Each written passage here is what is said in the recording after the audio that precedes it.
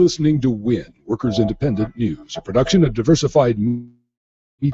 I'm Doug Cunningham. As many as 20 good American jobs could be created as Chicago restarts a $2 billion procurement of 846 rail cars. The Chicago Federation of Labor partnered with Chicago Mayor Rahm Emanuel's office to include a U.S. employment plan in the bid process for the rail cars. The Jobs to Move America coalition of labor, civil rights, and environmental groups is pushing this model for transit dollars nationwide. Coalition spokesperson Rachel Hennekens. The Chicago Federation of Labor and other partners within the Jobs to Move America coalition really wanted to make sure that that money was maximized, that it was used in the kind of the smartest way possible and went the distance for good jobs and for economic benefit to the community. Because after all, it is going to be taxpayer money that's actually funding this purchase of these new rail cars. The coalition developed the U.S. employment plan model to help transit agencies maximize publicly funded train and bus purchases by requiring American job plans from bidding companies. Hennekens says there's a lot of work ahead for Jobs to Move America. There's a lot more work to do because the CTA is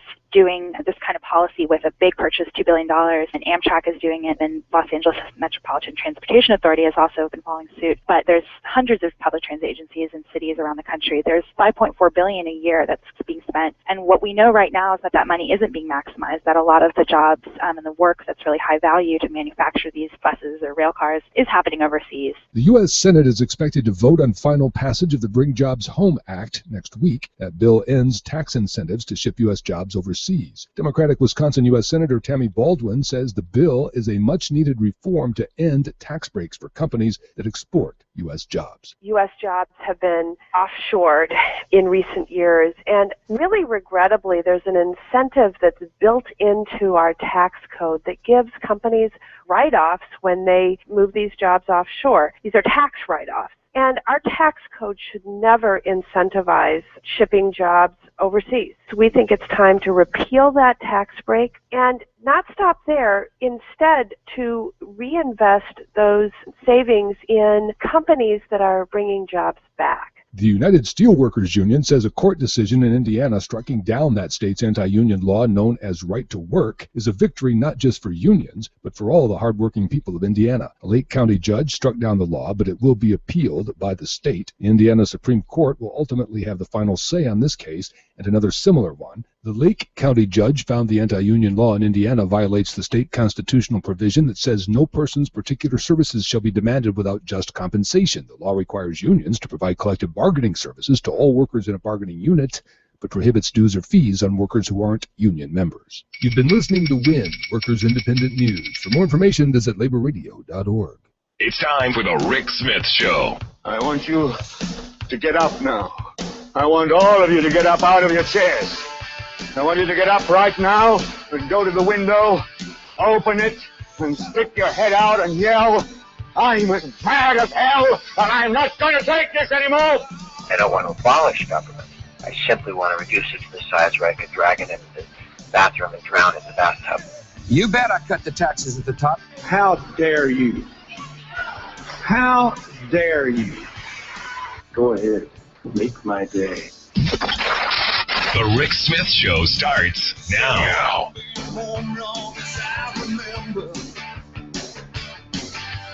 This town gonna be here long after I'm gone. East side, west side, people don't surrender. They've been down, but they still rock on. Oh, and this town is my town. All right, love or hate, it don't matter. I'm gonna stand and fight. This town is my town. She got her ups and downs, but love or hate, it don't matter. 'Cause this is my town. And welcome, brothers, sisters, working class heroes. This is the Rick Smith Show. Thanks for being here today on the big program. Lots of things to get to, lots of things to talk about on this Friday. Thank goodness it's Friday. What a week it's been. Just one of those lots of weirdness, lots of stuff going on, and just kind of a nice end of the week. I hope everybody is looking forward to the weekend. You can thank labor history for that. Thank the unions and the workers of the past who fought for that. Yeah, I know it's easy to forget. I know it's easy to be indoctrinated. No. The benevolent corporation gave us that. Just like Carlos Slim wants to give us a 3-day work week. And, I can't tell you how many emails I got off of the second richest man in the world saying that we need to have a 3-day work week. And maybe it was the way I presented the story, but people actually thought, wow, we're going to work 24 hours a week. No, that's not what he said. He said, we're going to work 40 hours. We're just going to do it in 3 days. And, there's a business mentality to that. Initially we only have to run our stuff for 3 days.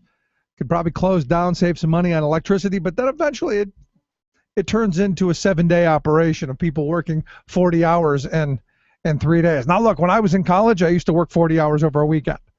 I worked at a little gas station where you were in a little box, taking money through a little drawer, and I would get there Friday night and leave out on Sunday. That's how I made money while I was in college. Is that where we go? I don't think so. I don't think that's the right thing, but lots of weirdness like that. Some good shooting stories. And, of course, if you missed any of the week's program, go to thericksmithshow.com. They're all right there. Everything's archived for your entertainment, your enjoyment, and also you can't be here all the time. I want to make sure that you have access to it, though. So the big story that somebody asked me yesterday as I was leaving out of here, have you talked about raising the speed limit? Because evidently in my network of friends, I have a lot of truck driver friends, the speed limit seems to be the issue. And I'm curious, anybody else interested in seeing the speed limit going up? And the question becomes, if the speed limit goes up to 70, which is what they've done in some areas and what they're proposing, I guess, for the rest of the state, does that then mean that 85 will be the new speed? Because right now, I think everybody in a 55 does 70 anyway. And maybe this is kind of the thought. Everyone's doing it anyway. We'll just make it up to that. Will 85 be the next? Because I'll tell you, I've gone some places, 85, 90, not fast enough. And look, I'm a lead foot. I'll be honest with you. I'm a guy who I want to get where I'm going. Last time I went to Cleveland, took my son out to see the family in an Indians game, I got popped doing 80 and a 65. Happens. So if it goes up to 70, do I now get that forgiveness? I'm not so sure, but we'll see. I'm curious your thoughts on this 70-mile-an-hour speed limit. With the cars that we have today, I don't know. Yeah, I think, although the drivers are worse, I do believe over the last 20 years, drivers have gotten much worse. And I think it's because it's much more distractions. Everybody you see going up and down the road, and I don't know how many tickets are being handed out for people texting. But everybody seems to be doing it. So I don't know. Do you want to be texting at 80 miles? I don't know. To be honest, though, I've done it a time or two in the past as well. I know I shouldn't, but occasionally it just happens. So I'm interested in your thoughts. You can email me, rick@thericksmithshow.com, or give us a call here, 1-888-520-RICK, 1-888-520-7425. If you're tooling up and down the road, interested in the thoughts. Although, and this is one of those things, everyone's in their cars going, oh, I can't, I'll be distracted, and I'll make you right. That's a bad thing. Correct. So don't do that. Or as I told the guy I talked to the other day who was driving, he goes, you mind if I drive? I go, yeah, but if you crash, please put the microphone up to your gurgling throat. It's kind of cruel, isn't it? He could have pulled over for the 10 minutes, could have done that, but didn't. I got terrific news, though. And it'll matter to no one in our listening area except for me. I grew up in, my driving years when I learned to drive. I was living in a nice little suburb of Cleveland, Brooklyn. Right next to Brooklyn was a little place you could probably carpet, and for under $50. A little place called Lyndale. Lyndale had one of the highest ticket rates in the state. It had like 25 people who lived there, and 5 of them were cops. And their only duty because nothing ever happened there, but their only duty was to sit on about 1/8 of an inch of highway and give people tickets all day long. And a friend of mine just sent me this article that I hadn't seen. It's been a while, but he just sent it to me. This was evidently last year. They pulled Lyndale's mayor court, and I haven't looked at this really deep into this yet.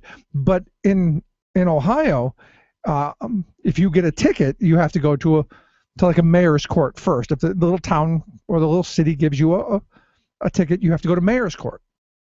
And there you have to go in front of the mayor, who either let you go or fines you or throws you in jail or beat you with a stick or whatever it is they do.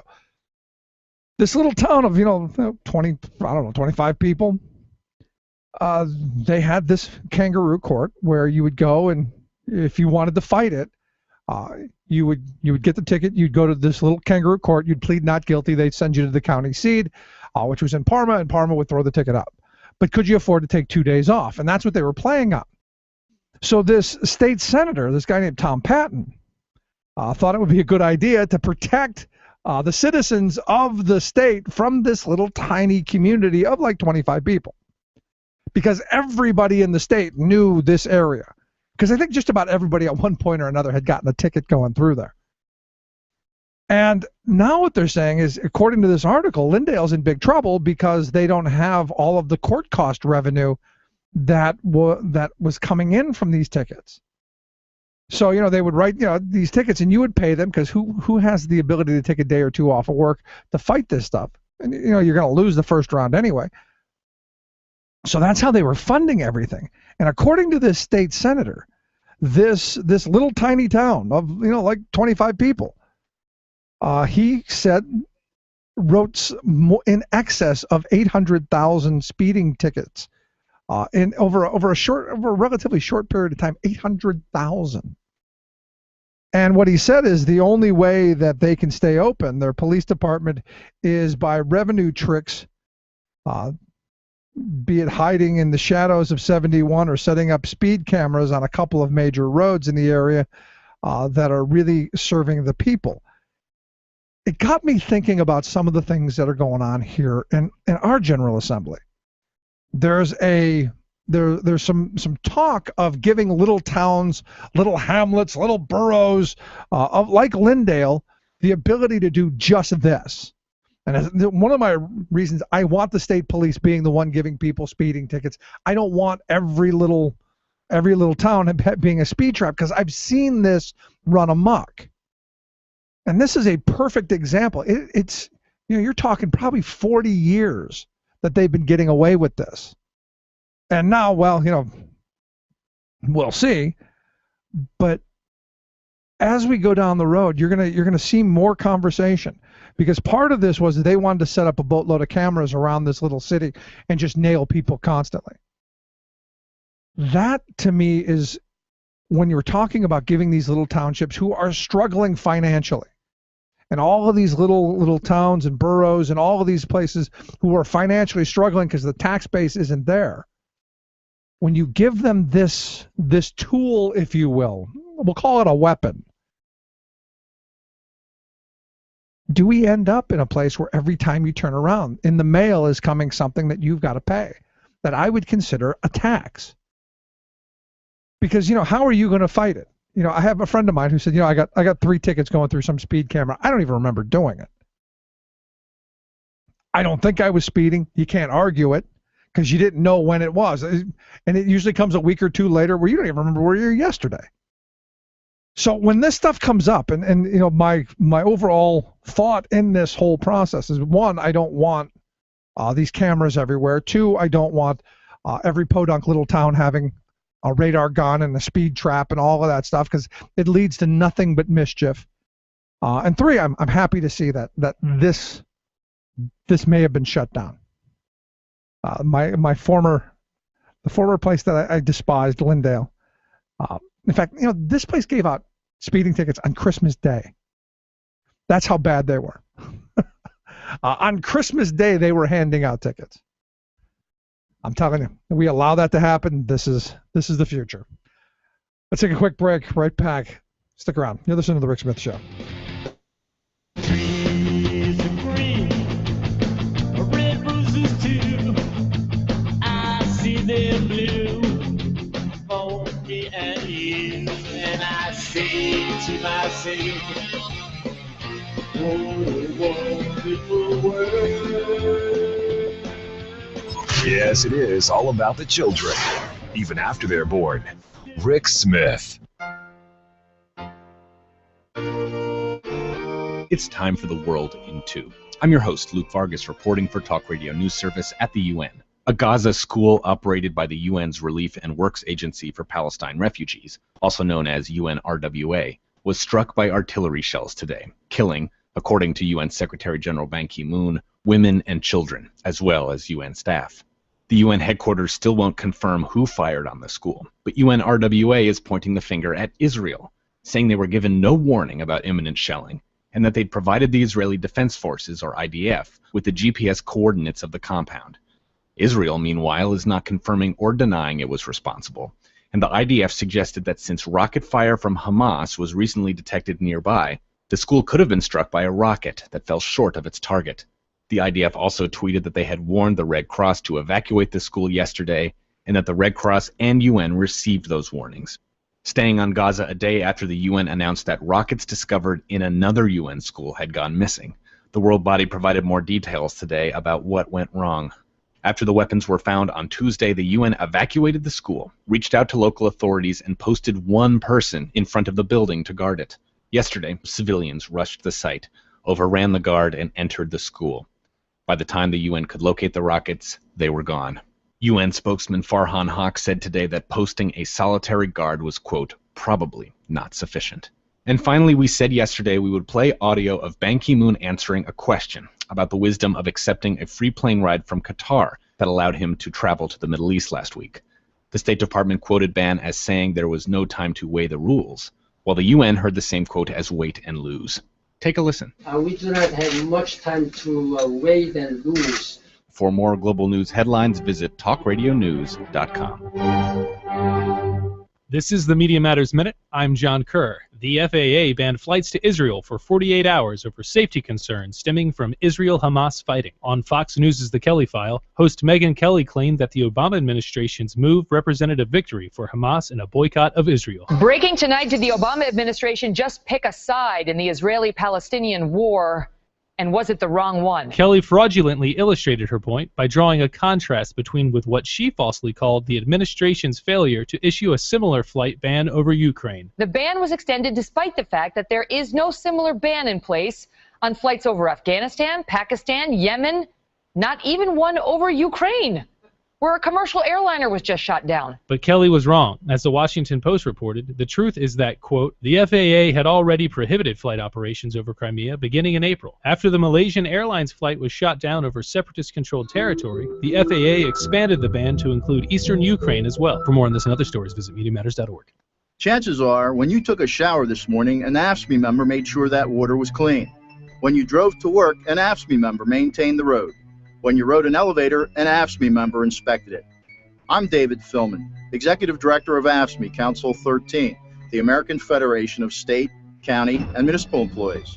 AFSCME members enforce regulations, keep prisoners behind bars, take care of patients, protect the environment, and more. The work isn't glamorous, the salaries aren't high, but AFSCME members serve the public in every aspect of our daily lives.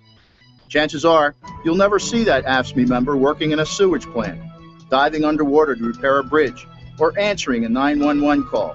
But aren't you glad they do? For more information, visit AFSCME13.org. We are AFSCME. We make Pennsylvania happen! Standing tall against the multinational corporate agenda. The Rick Smith Show.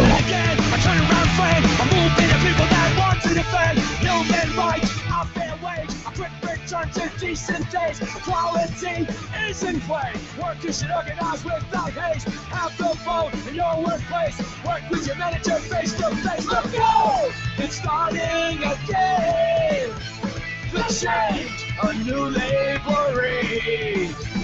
Support the EFCA! Let's go! It started again. Welcome back to the Rick Smith Show. Check out the website, thericksmithshow.com. Questions, comments, something on your mind, you can email me, Rick, at thericksmithshow.com. So on Wednesday, we talked a little bit about this yesterday. On Wednesday, the Society of Professional Engineering Employees in Aerospace, or SPEA, filed charges with the Equal Opportunity Commission and the Washington State Human Rights Commission, charging Boeing with age discrimination. And we had talked about this in the past, where evidently, according to what we had found out, is what the company was doing is fiddling with how they were assigning people and then laying off some of the most senior folks, which is why we've asked Ray Goforth, he's the executive director of SPEA, to come talk with us and give us a much better explanation than I can give. Ray, thanks for taking time for us. Oh, thanks for having me back. So walk me through this again. What's the base charge here? So what the company has done is they have manipulated the system that's used to determine a layoff order. And then they announced that they were going to be moving thousands and thousands of jobs to other countries and other states and not moving the employees. So what that triggered was the use of this layoff system that they had manipulated. And the result of this manipulation is that if you were in your 40s, your chances of being laid off were doubled. If you were in your 50s, your chances of being laid off tripled. And if you were in your 60s, your chances of being laid off quadrupled. So there's a dramatic change in who is positioned for layoff. Wow. I can't imagine that they would have done this, and I guess part of me goes, there's no way anyone's stupid enough to do this, but then there's the other part of me goes, they've probably been getting away with it for so long, it's just become common practice. I mean, I think, it was big news in my world, but maybe probably not for the rest of the people. But the CEO of Boeing, yesterday, made a joke about, employees cowering before him. This is, how they view the world. And I think you did put your finger on it about this is so. When I first saw the analysis of what had happened here, I rejected it. I looked at it and said, well, this can't be right. This is so grotesque. There's clearly an error in our analysis somewhere. But no, it's precisely what they did. Wow. I guess the CEO, McNerney is his name? Yes. I guess he was asked a question during a phone conversation about when I guess he turned 65, right? Yeah, the Boeing company has mandatory retirement for its executives at age 65. So the CEO turns 65 next month, and at the earnings call, he was asked, so what's the plan when you turn 65? And then here was his answer. Jim, you've got a big birthday coming up next month, and can you just walk us through what we can expect on August 23? Will you be at your desk, and has the board approved you staying on past age 65? Yeah, the heart will still be beating. The employees will still be cowering. I'll be working hard. Yeah, there's no end in sight. We're continuing to build a succession plan and alternatives to succeed me eventually, but there's no discussion of it yet. So so you'll still be asking questions of me. So those employees will be cowering, but not the ones 65 and over, because they'll be out the door, except this guy, if I get this right. Yeah, he gets to keep his $200,000 a month pension and his $20 million a year salary. But if you're, a worker for the company, and you've had the temerity to turn age 40, they're going to shove you out the door. So help me through this, because I know in the trucking industry, and where I'm more familiar, they do a lot of change of operations. They move stuff around here and there in the hopes that nobody moves with it, figuring that nobody's going to move, so we can just lay people off. And that's all that's done by seniority. How is it that being union members, Can they lay people off based on what you're laying out as age? Isn't there a seniority base? Walk me through some of this. Yeah, the system that our members have chosen is a hybrid system. So it's not a straight seniority system. It has to do with seniority is a factor, but it has to do with a whole lot of other measurements of sort of productivity and basically how well the employee is doing on the job, and that's assessed every year. So under a straight seniority system, the company wouldn't be able to necessarily get away with something like this. But under this hybrid system, they thought they could.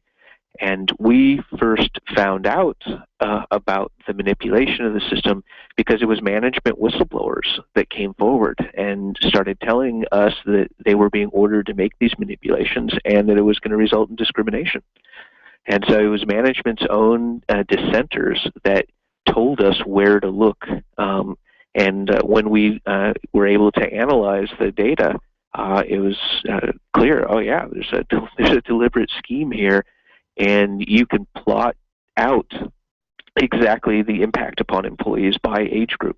Wow, and I would have to assume it probably came with job evaluations that were less than expected or less than deserved. Then, right? Yeah. Well, it's we were able to compare. What we did is we compared every individual's assessment based upon their previous year's assessment. So we'd be able to look at you and say, okay, well, this is what the company thought of Rick's performance last year, and this is what they thought of it of the years before. But wow, it took a dramatic downturn this year. What changed? And when we looked at that across thousands of cases, it was clear that, there was this systemic change that was forced on people so that they were downgraded without any connection to their actual performance. So what's the recourse here then? I mean, you've got all these layoffs, all these people who have probably moved into other jobs at some point. What's the end result here? So the EEOC has 6 months to decide whether they are going to prosecute the case or give us the right to privately sue. And so they're in that process right now. We'll be seeking, a full remedy for people, which is, people that have been laid off to be made whole, and either given a giant check or given a job, and that the layoffs that the company has announced but hasn't yet put in place, that those be stopped. And that's the goal here. We're also going to be encouraging the impacted employees to file individual claims before the EEOC. In case that our class action claim is somehow, thrown out at some point in the process. If the impacted employees have filed individual claims, then their legal rights will be protected. Right, because there's a window, correct, that of time where you have to file, if I'm not mistaken. There is, and under federal law it's 180 days, but under Washington state law it's 300 days. But so yeah, there's every day that goes by, people who are outside that window, they're losing their chance to file. So is that 300 or 180 or 300 days from the time it happened, or from the time you found out about it? Because if I remember right, going back to that whole Lilly Ledbetter thing, the Supreme Court ruled that it was supposed to be 180 days from when it happened. So I'm curious how it works in Washington and how it works now. It's a balancing test. So you generally get one of these from when the action happened, or when you knew or should have known that the action happened. And you had with Lilly Ledbetter, where she just got hosed because she was supposedly supposed to know something that was deliberately being kept secret from her. So we're advising people to take sort of the most conservative interpretation, right, and say take that as your guideline here. Because the reason I ask is, as you said, she got hosed, and it was a secret plan, and it was something that was devised in the backdoor way. I can't. This is kind of the same thing, not much different in my view. Yeah, and that's why we're encouraging people to file their own. It took us, as we started hearing, 9-10 months ago from whistleblowers that the company was doing this. And the union, at first we asked the company, and they denied it. And then we heard from whistleblowers, don't listen to the denial, that this is still going on. So we filed a grievance. The company denied the grievance, and it's been on hold. And then we had to wait for the company to release the data so that we can analyze it. And once we analyzed it, we were able to show that, oh yeah, everything the whistleblowers told us was happening did happen. I got to be honest, these are moments where I think that the people that work in this industry are thankful that they have representation. And it's one of these situations where I say every person who works for a living, it doesn't matter what you do, should have representation and someone looking out for your best interest. Yeah, and we've been hearing from a lot of Boeing employees that we don't represent, from locations we don't represent. They've been telling us that the same thing is happening to them. But they don't have a tremendous amount of recourse. I mean, it took we had to put a huge amount of resources into crunching these numbers to be able to prove the case. And just the average worker out there can't do that. If they can't turn to some larger organization like a union to do the heavy lifting for them, they just get hosed, and there's no real remedy. So let me ask you this, because you're talking about these layoffs. How many? What kind of number are we talking about? And whatever the number is, where'd the jobs go? Why were the layoffs necessary? I mean, there are these things that we've outsourced to other countries. Are these situations where we've brought workers in from other countries? How did these layoffs? Why? Sure, it's all of the above, actually. But so it's at least 2,000 people, probably closer to 4,500. And the reason I say that is we have layoffs that have already happened. We have layoffs that have been announced that haven't yet happened. And then the company has announced that there will be more layoffs in certain areas sometime in 2015 and 2016. So we know there's more coming, but they haven't even been announced. So our best guess is somewhere around 4,500 people. But right now we can show it's at least 2,000. Where are the jobs going? The jobs are going to Russia, India, and then they're dispersing some of them around other domestic locations around the United States, all of which in non-union work sites by coincidence. So in your view, is this just pure and simple union busting? Is this taking advantage of rules that allow companies to move overseas? What are your thoughts? I think that their primary goal here was to save money. If they can shove most of the workers that are over age 40 out and replace them with people a decade or two younger, they'll be able to pay them lower wages, and they'll be able to save a lot of money on pay and benefits. I think that's their primary motivation. The fact that they can kick the labor unions in the head while they're doing it, I think is just a bonus for them. Just an added bonus. And the thing that gets me is, we keep telling people go to college, get degrees. My father-in-law is saying my son should be an engineer because he sees how he looks at things. He can be an engineer, and I'm going, why? It seems like we're shipping all those jobs overseas. Well, I would say engineering is a noble profession. That I think of engineers as sort of the architects of our civilization. But yeah, this is work that companies are more and more deciding that they can outsource. The Boeing company employs a little over 1,500 engineers in Russia doing work that used to be done in the United States. The corporations will always chase the cheapest labor, and if they think they can get away with it, they'll do it. Isn't this something, last line of questioning, isn't this something that we should be, as a nation, repulsed by? Because maybe I'm wrong, but doesn't Boeing get a ton of money from the taxpayers? Yeah, Boeing used to receive about half of its revenue from defense contracts. It's down, with the recession and sequestration. They're getting less money for defense products. But yeah, this is a company that in no way, shape, or form should be helping to prop up Russia's aerospace industry. And you got to also wonder about our technology. I mean, maybe it's just me, but maybe I'm still stuck in that whole borders kind of thing, and because I grew up during the Cold War. I don't know that we give our technology away, even if you say it's just commercial stuff. It's not military. It's still aviation. It's still what is. Yeah, this is something that the government has laws that protect things that are strictly defined as military or dual-use technology. But when you get to that gray area on dual-use technology, they seem to be pretty sloppy. There's a lot of loss of control. Well, I wish you nothing but the best. I hope that you'll come back and talk to us as this continues down the road. And I wish all of the workers who allegedly have gotten screwed over, I hope the best for them. Thank you very much. Ray, thanks so much. Let's take a quick break. Right back. Stick around. You're listening to The Rick Smith Show. We're working people. Come to talk.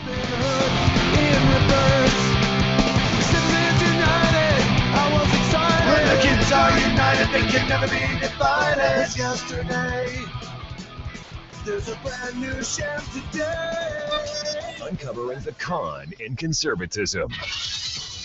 Rick Smith. The production is going to increase. Our safety standards have to increase with it. New rules for explosive oil trains. Big win in Maine over big tar sands oil. Plus, and on the subject of climate change, U.S. citizens reveal themselves to be more divided than any other nation. We're number one. America leads the world in global warming denial. Thanks, Rush. All of those stories and more straight ahead. From BradBlog.com, I'm Brad Friedman. And I'm Desi Doyen. Stand by for 6 minutes of independent green news, politics, analysis, and snarky comment. It's ironically humorous. Yes, it is, Rush. In just the same way that the idea of thousands, if not millions of people dying from droughts, fires, storms, floods is ironically hysterical. This is your Green News Report.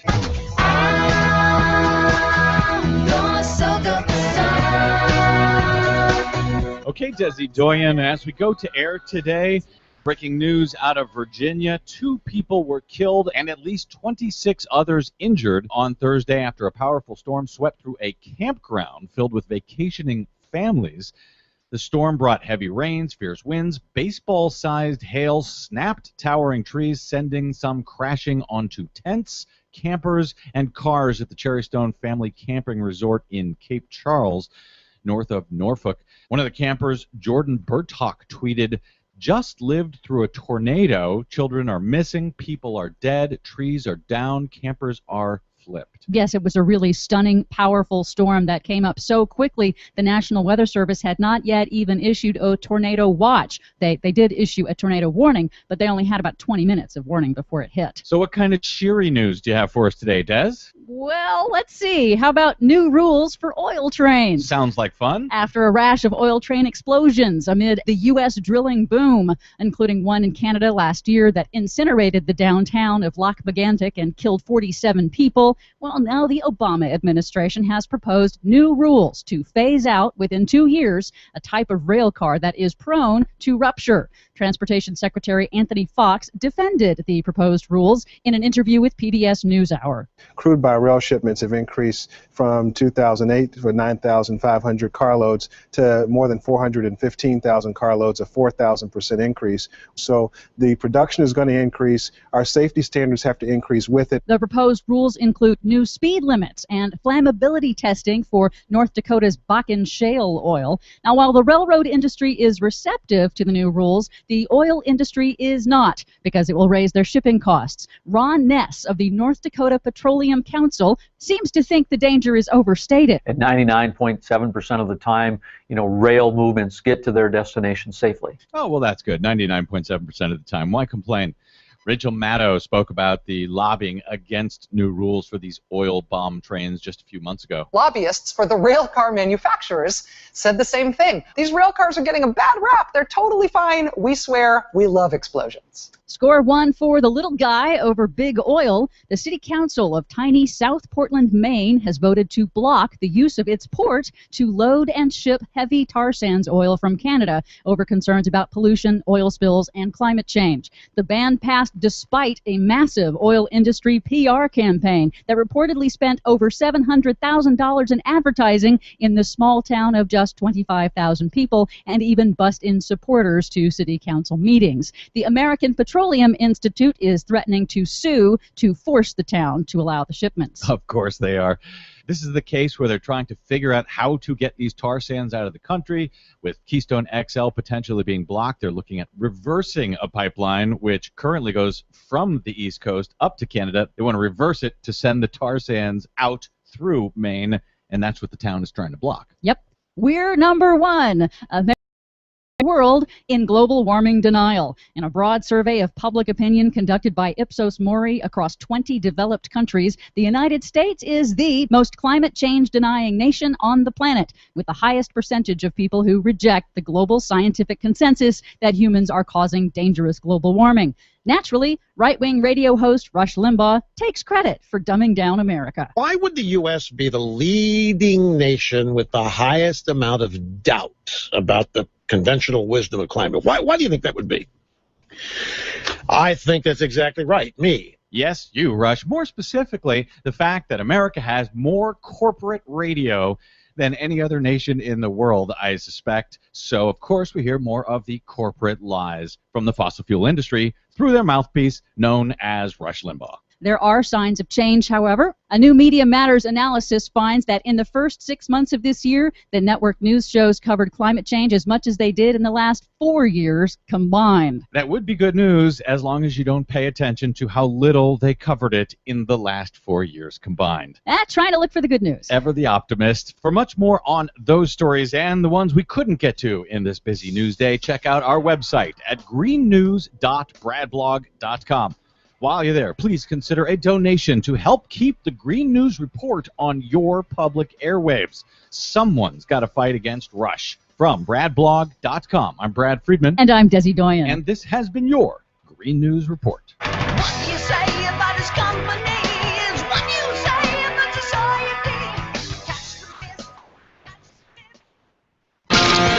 Waving the flag of freedom for people, not corporations. Rick Smith.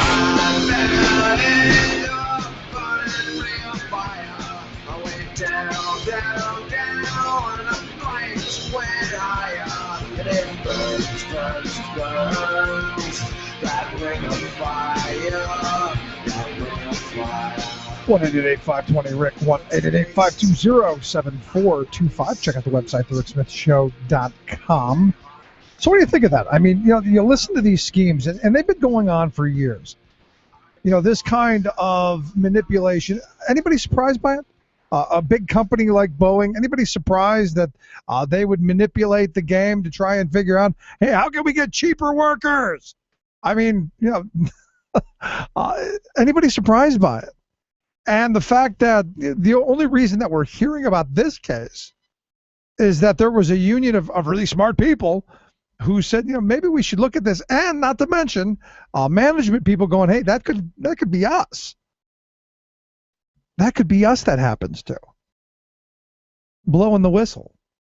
Now, think about it. Let's say you're just a guy on your own. You've got no rep, nobody to stand beside you, no one to stand behind you, no one to stand there with you. Management says, yeah, you're getting railroaded. Nothing you can do about it. Good luck going in to find a lawyer. And that's the thing. Good luck. Because I know a lot of people are like, well, I would do this and I would do. Good luck on that. Really, good luck. You look at Lily Ledbetter. There was a reason she was able to take that as far as she did. There were organizations that were pushing behind. If you can't pull an organization in with deep pockets and lawyers willing to pursue it, good luck. Not happening. And this is where I say, this is why people need to be sticking together. It's the reason we need to see more organizing. And I'm encouraged. There is some. Anyway, a little bit of labor history today, 1937. 15 dead women, or living dead, they claim. They were able to testify before the Illinois Industrial Commission. They were radium girls, I guess is the name that they gave them, women who died prematurely after working at a clock and watch factory. They were told to wet small paintbrushes in their mouth so they could dip them into the radium to paint the dials. So what happened today? Well, the commission went out with a Geiger counter, passed the Geiger counter over the graves of these women in a cemetery near Ottawa, Illinois, and the graves still registered the presence of radium, even after they're gone. But you know what, Rick? We don't need health and safety laws. Don't need it. Don't need to worry. Don't need that those onerous regulations. Don't need that stuff. No.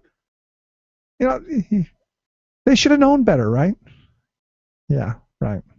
Also, the year was 1890. The workers in New York, garment workers in New York, won a closed shop, and they won the firings of all the scabs that had taken their jobs after a 7-month strike.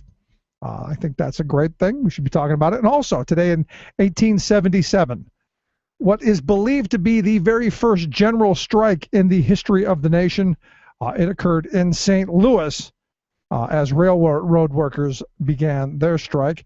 The strike was a successful one, ended with some 3,000 federal troops and 5,000 deputized special police killing at least 18 people in skirmishes around the city of St. Louis. This weekend in Chicago, today, tomorrow, fast food workers are meeting in Villa Park, Illinois, to say, you know what?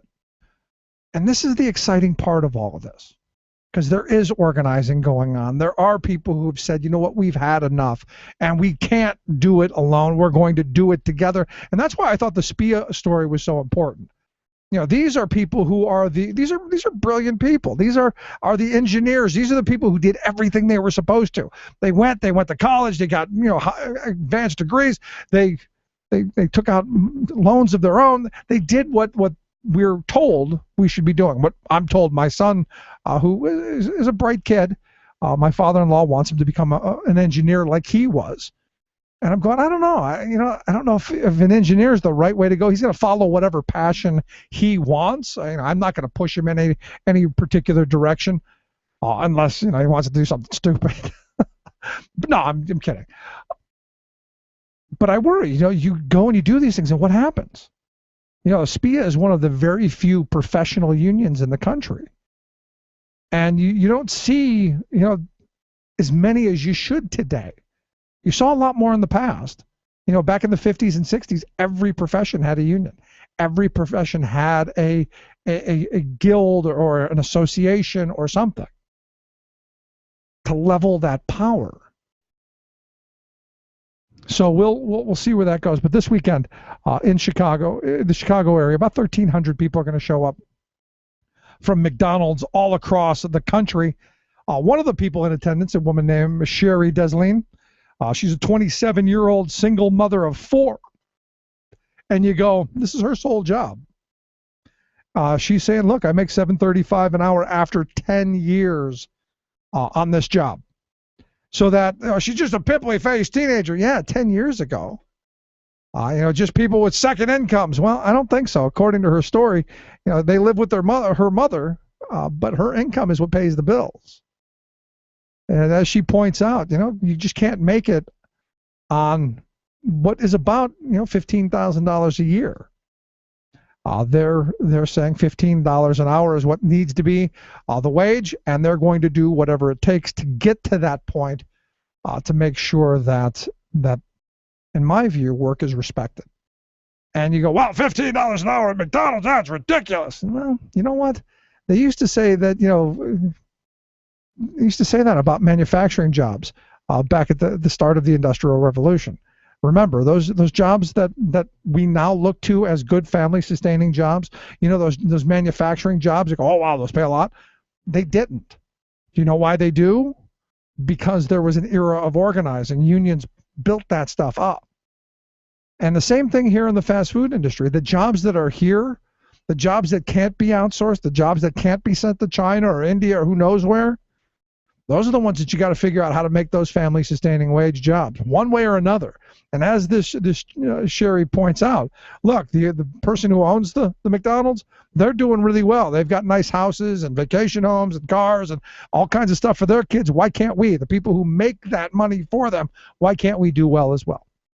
And that's an interesting question, one that the radical right not going to make, because the McDonald's jobs we've allowed to be looked down upon, which makes me go, the organizing, I hopeth keepeth coming.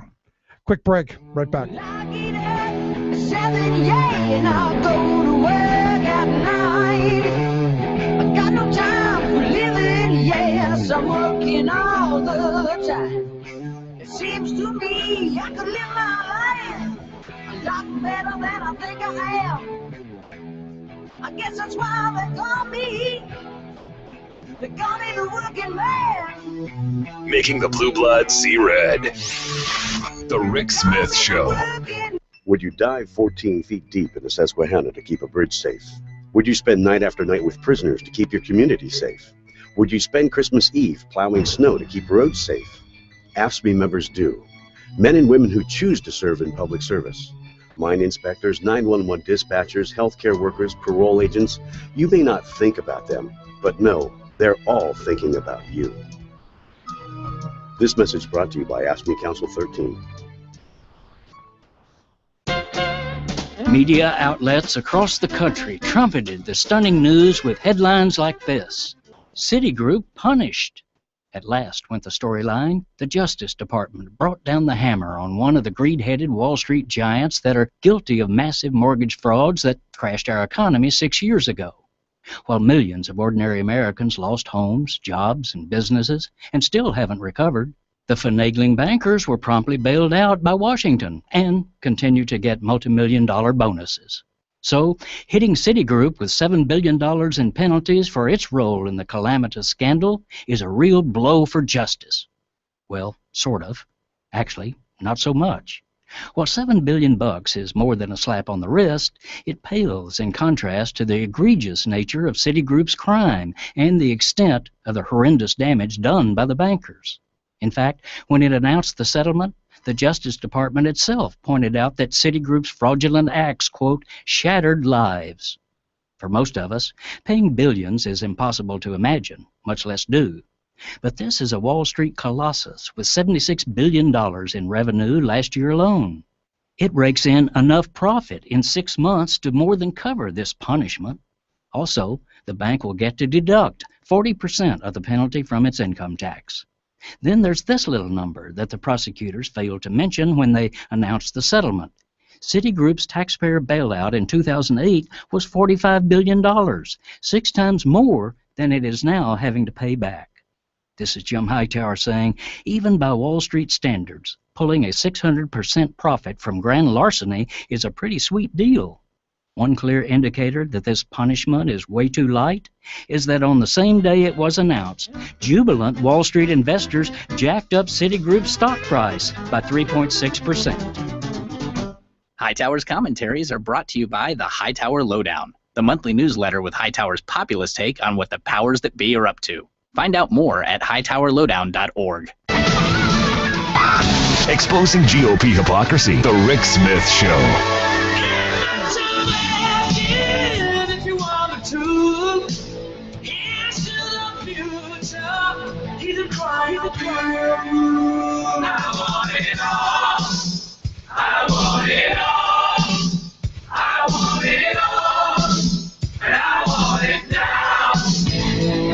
Welcome back to the Rick Smith Show.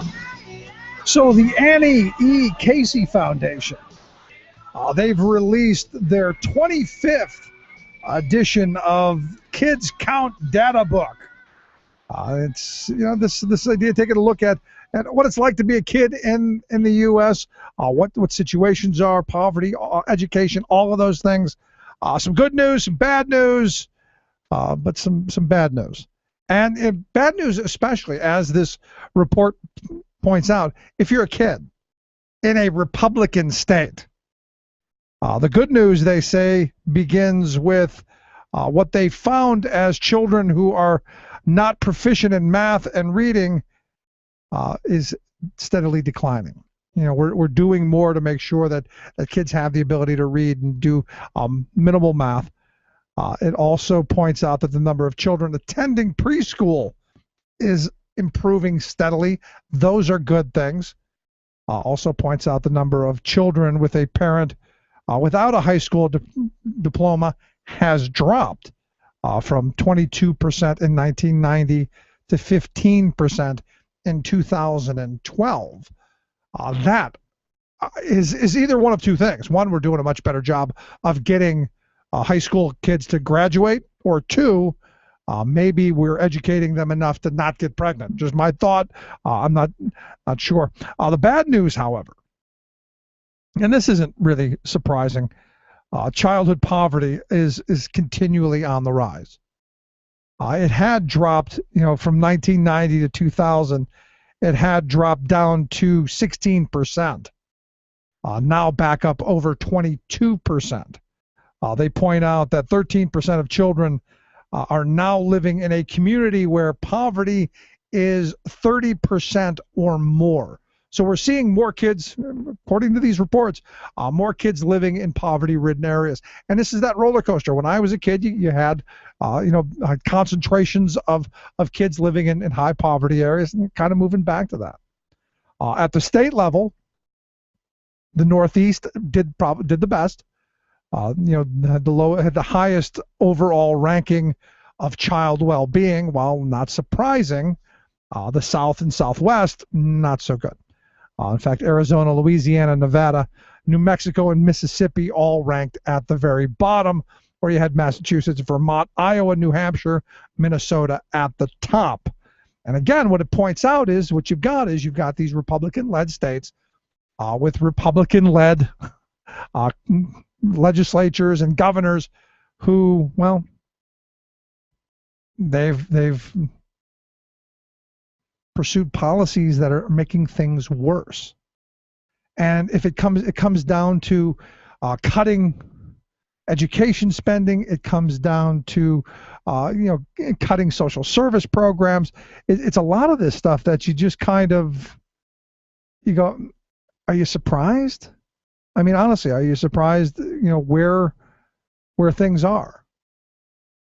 And to me, it comes down to the end result being all of the negative things that have gone on because of austerity. All of the cuts, all of this stuff has made things worse for kids. And the question then becomes, where do you go from there? What's the answer to this? Now, if you remember yesterday, we talked about Paul Ryan's ideas of how we're going to reduce poverty and how his big plan, which is a lot of the same nonsense, a lot of the same, ideological rhetoric, more block grants, more squeezing programs down to where we're spending more energy and more time on making them more difficult to navigate, so that they're harder to navigate and so that people stay out of them. As we learned after the 2008 collapse, how many people I knew who, they lost their job, their unemployment ran out. They said, well, we got to go look for unemployment. There's a lot of things we've got to be doing. And they figured out rather quickly. They figured out that these programs are much more difficult to navigate than they need to be. And have we learned that lesson? And the answer, in my view, is no. So you look at it. You look at the New England states did much better in this. Of course, the southern states not so well. Tennessee, a southern state, did actually improve. One of the only ones to do so in the South, according to last year's data book. So there's an awful lot of work yet to be done, and lots of stuff that I just think on the federal level and on the state level, given the amount of gridlock and the amount of distance. I mean, like here in Pennsylvania, they can't get anything done, and it's a one-party rule. It's a problem between crazy and less crazy, not being able to come together in one party. That, my friends, big trouble. Anyway, got to take a quick break. Right back. Stick around. You're listening to The Rick Smith Show. We're working people. Come to talk.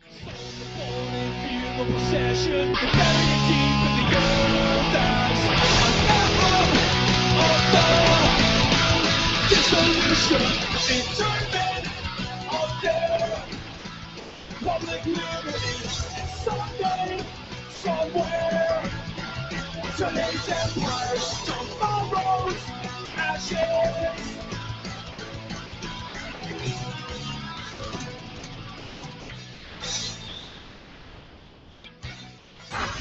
Exposing that free trade is never free. The Rick Smith Show. You're listening to The Rick Smith Show. For more information, go to thericksmithshow.com. If you've missed any portion of the program, you can download the podcast at thericksmithshow.com. You're listening to The Rick Smith Show.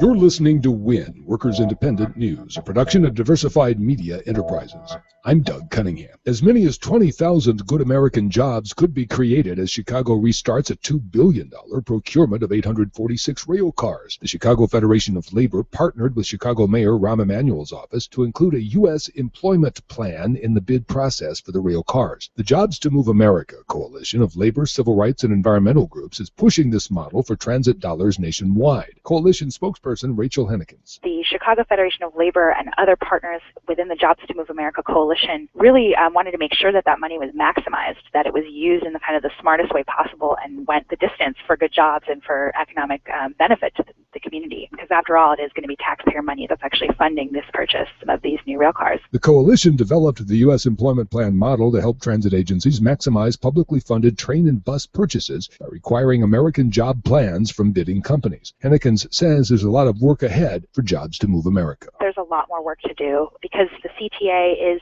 doing this kind of policy with a big purchase, $2 billion, and Amtrak is doing it, and Los Angeles Metropolitan Transportation Authority has also been following suit. But there's hundreds of public transit agencies in cities around the country. There's $5.4 billion a year that's being spent. And what we know right now is that that money isn't being maximized, that a lot of the jobs and the work that's really high value to manufacture these buses or rail cars is happening overseas. The U.S. Senate is expected to vote on final passage of the Bring Jobs Home Act next week. That bill ends tax incentives to ship U.S. jobs overseas. Democratic Wisconsin U.S. Senator Tammy Baldwin says the bill is a much-needed reform to end tax breaks for companies that export U.S. jobs. U.S. jobs have been offshored in recent years, and really regrettably, there's an incentive that's built into our tax code that gives companies write-offs when they move these jobs offshore. These are tax write-offs. And our tax code should never incentivize shipping jobs overseas. So we think it's time to repeal that tax break and not stop there, instead to reinvest those savings in companies that are bringing jobs back. The United Steelworkers Union says a court decision in Indiana striking down that state's anti-union law known as right to work is a victory not just for unions, but for all the hardworking people of Indiana. A Lake County judge struck down the law, but it will be appealed by the state. The Indiana Supreme Court will ultimately have the final say on this case and another similar one. The Lake County judge found the anti-union law in Indiana violates the state constitutional provision that says no person's particular services shall be demanded without just compensation. The law requires unions to provide collective bargaining services to all workers in a bargaining unit, but prohibits dues or fees on workers who aren't union members. You've been listening to WIN, Workers Independent News. For more information, visit laborradio.org. Exposing GOP half-truths, lies, and hypocrisy every weeknight from 9 to midnight. Rick Smith.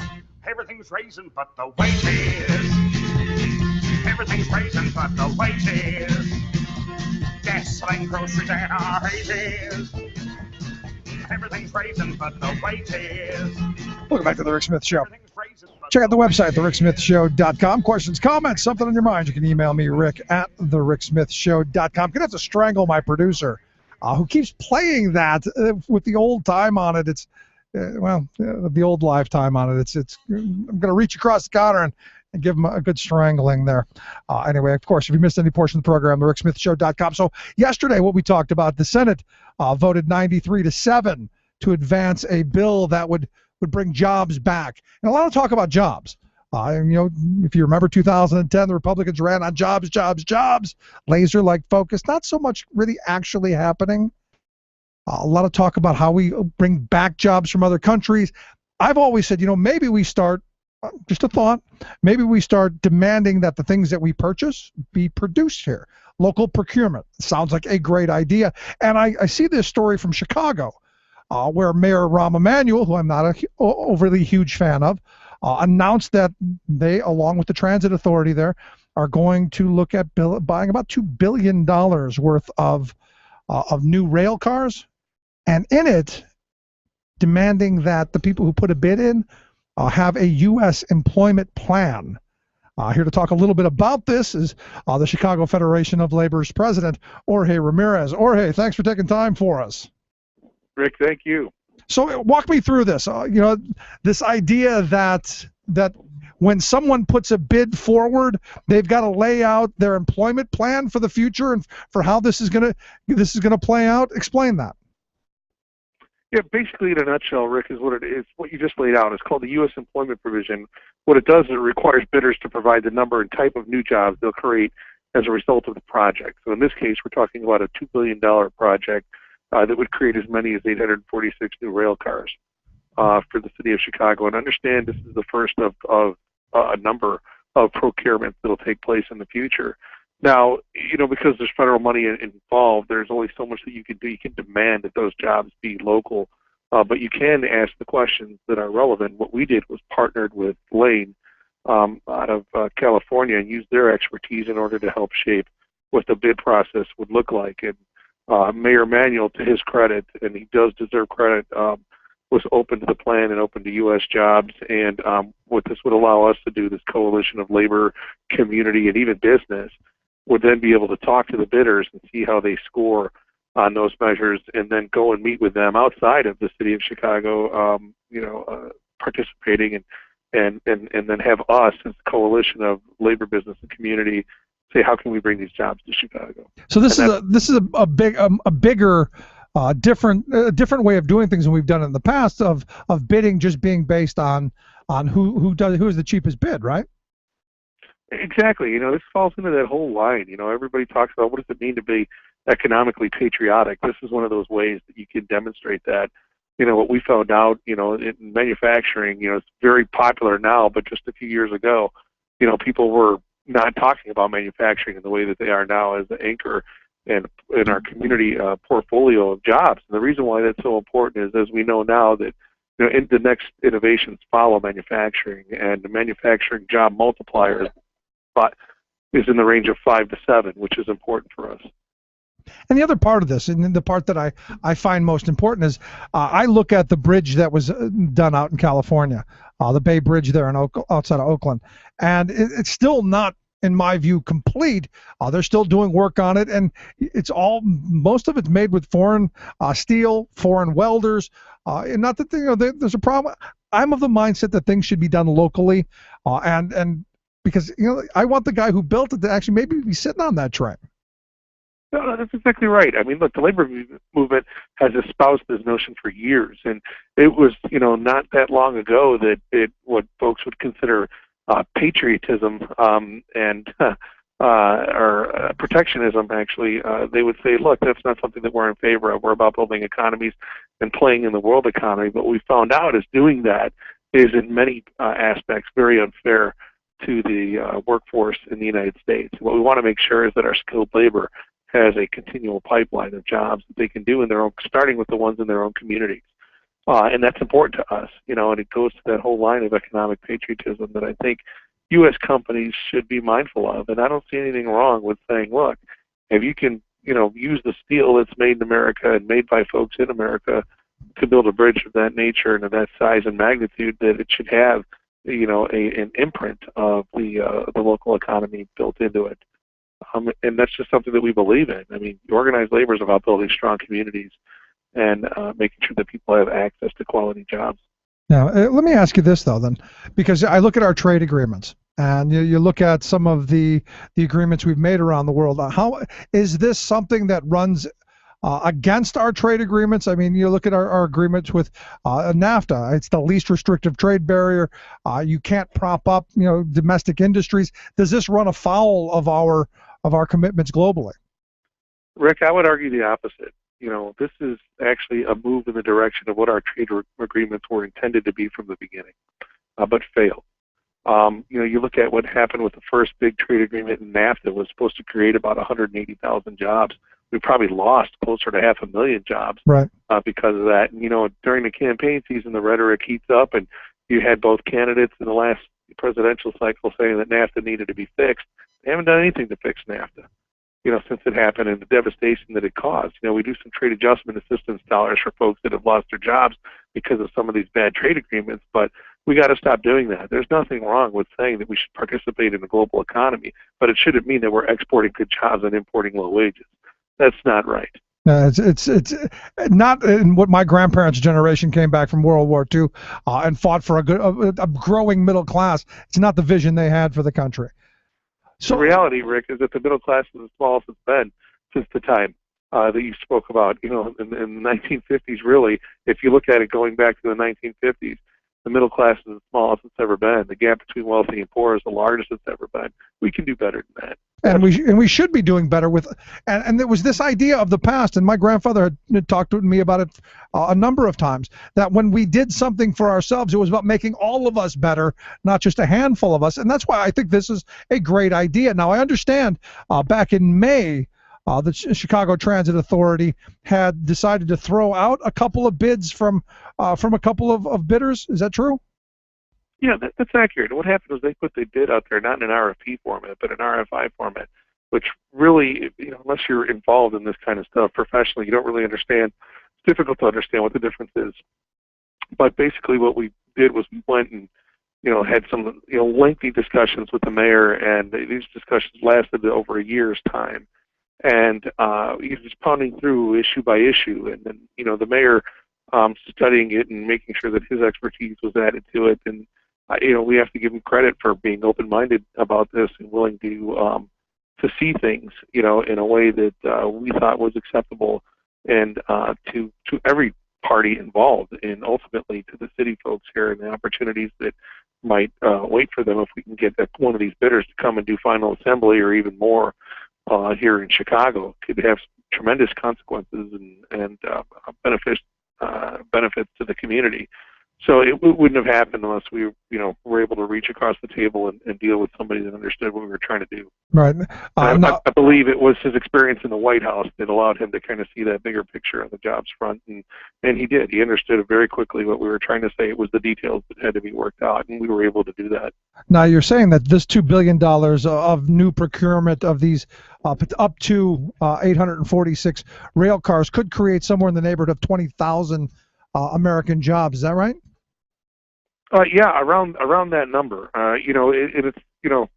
It's exciting stuff when you think about it, because the number of jobs, and the other thing too is the multiplier effect that these jobs would have. For each one of these type of jobs that you create, you're creating 5 to 7, elsewhere in the community. So, in the broader sense as well, and it's not mentioned in the press release or in this, is there's a massive amount of reconstruction and renovation going on with our with our CTA rail system, our L system in Chicago. The Red Line was just done. It created thousands of jobs. We're in the middle of Blue Line reconstruction now, Green Line extension, and these rail cars, these new ones, are going to be used to fit, to sit on these new rails and reconstructed rails.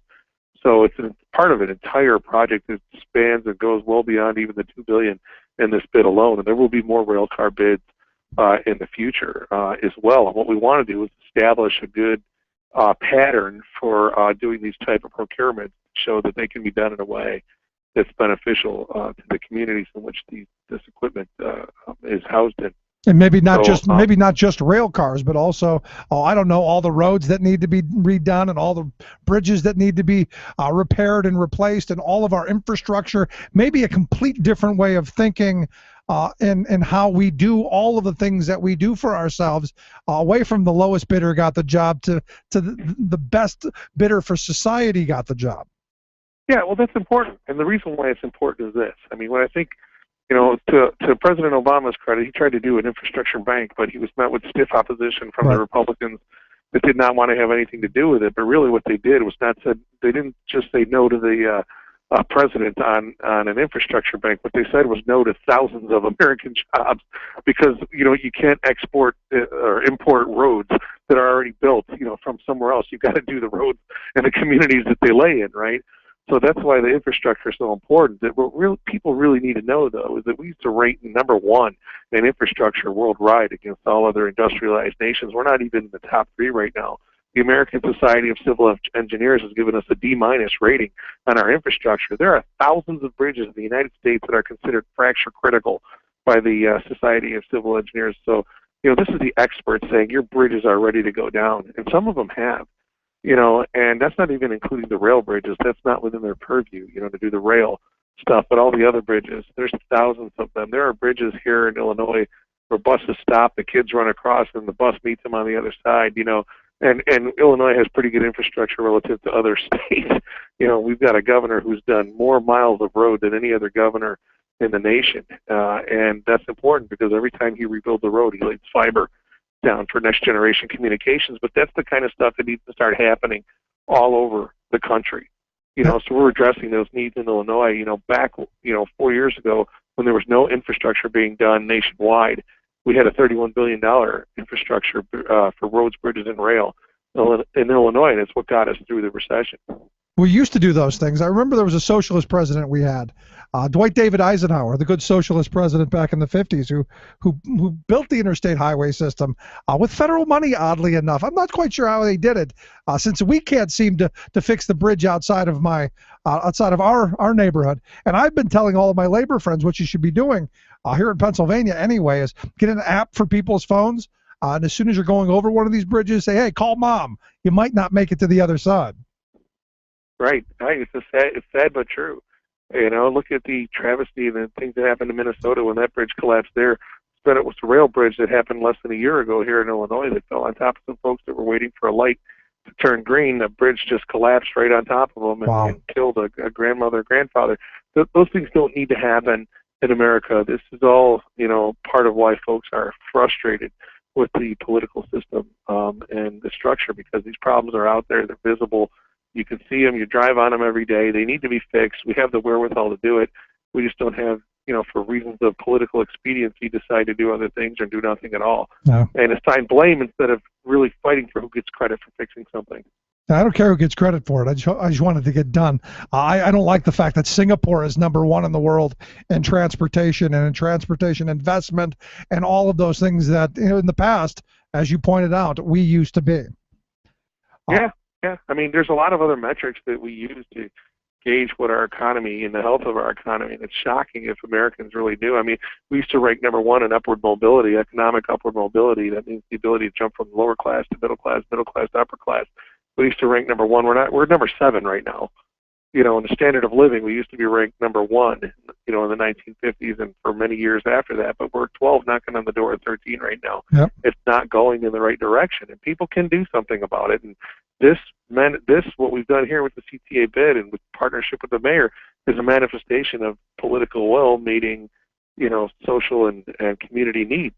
And this is the result of that. And the hope is that we can have a successful run here and do this, and then use this to springboard a national campaign. There you go. And that's where I was going to go with this lastly. The hope is by what you've done here, you're going to set the table for maybe Philadelphia or Pittsburgh or Cleveland or Detroit or other places to say, you know what, we're going to change the way we do our bidding process so that the public dollars that we're using actually benefits the public. Right. And none of this could have been done, Rick, without the Jobs to Move America coalition. We got to give them a lot of credit because the expertise that we were able to bring to bear through the coalition is really what was needed in this case, because the highly technical things and You need folks that really know what they're talking about at critical points. And the Jobs to Move America Coalition and the folks at Lane, they don't get any better than that in terms of expertise. So when we sat down at the table, we knew exactly what had to be done on all sides, and it allowed everybody to respectfully, keep moving forward. And until we got to this end that we're at now, and it's just exciting prospects right now, and we can really, by joining them in the national coalition, hopefully this will be something that we can really use to have folks take a serious look at. There you go. And for more information, jobstomoveamerica.org is the website if you want to take a look at that. Also, Lane, LAANE.org. You can get there from the ricksmithshow.com.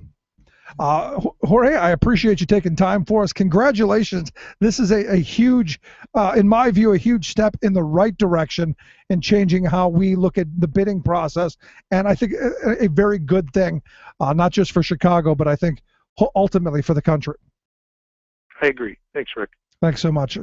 Jorge Ramirez, president of the Chicago Federation of Labor. Quick break. Right back with your thoughts. 1-888-520-RICK. 1-888-520-7425. This is The Rick Smith Show. For working people from the talk.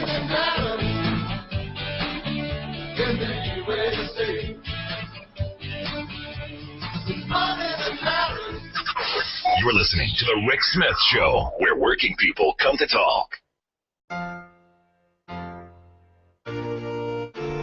It's time for the world in 2. I'm your host, Luke Vargas, reporting for Talk Radio News Service at the UN. A Gaza school operated by the UN's Relief and Works Agency for Palestine Refugees, also known as UNRWA, was struck by artillery shells today, killing, according to UN Secretary General Ban Ki-moon, women and children, as well as UN staff. The UN headquarters still won't confirm who fired on the school, but UNRWA is pointing the finger at Israel, saying they were given no warning about imminent shelling, and that they'd provided the Israeli Defense Forces, or IDF, with the GPS coordinates of the compound. Israel, meanwhile, is not confirming or denying it was responsible, and the IDF suggested that since rocket fire from Hamas was recently detected nearby, the school could have been struck by a rocket that fell short of its target. The IDF also tweeted that they had warned the Red Cross to evacuate the school yesterday, and that the Red Cross and UN received those warnings. Staying on Gaza a day after the UN announced that rockets discovered in another UN school had gone missing, the world body provided more details today about what went wrong. After the weapons were found on Tuesday, the UN evacuated the school, reached out to local authorities, and posted one person in front of the building to guard it. Yesterday, civilians rushed the site, overran the guard, and entered the school. By the time the UN could locate the rockets, they were gone. UN spokesman Farhan Haq said today that posting a solitary guard was, quote, probably not sufficient. And finally, we said yesterday we would play audio of Ban Ki-moon answering a question about the wisdom of accepting a free plane ride from Qatar that allowed him to travel to the Middle East last week.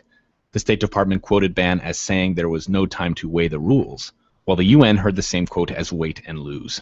Take a listen. We do not have much time to wait and lose. For more global news headlines, visit talkradionews.com. Tales of American Political History with Clinton Porter Hackney. We've been discussing the life of Elbridge Gerry, a very significant but lesser-known member of our Founding Fathers. Gerry was elected to the Second Continental Congress, signed the Articles of Confederation and the Declaration of Independence, and became a governor and vice president of the United States. But he's remained a known figure because of a partisan bill while he was governor of Massachusetts.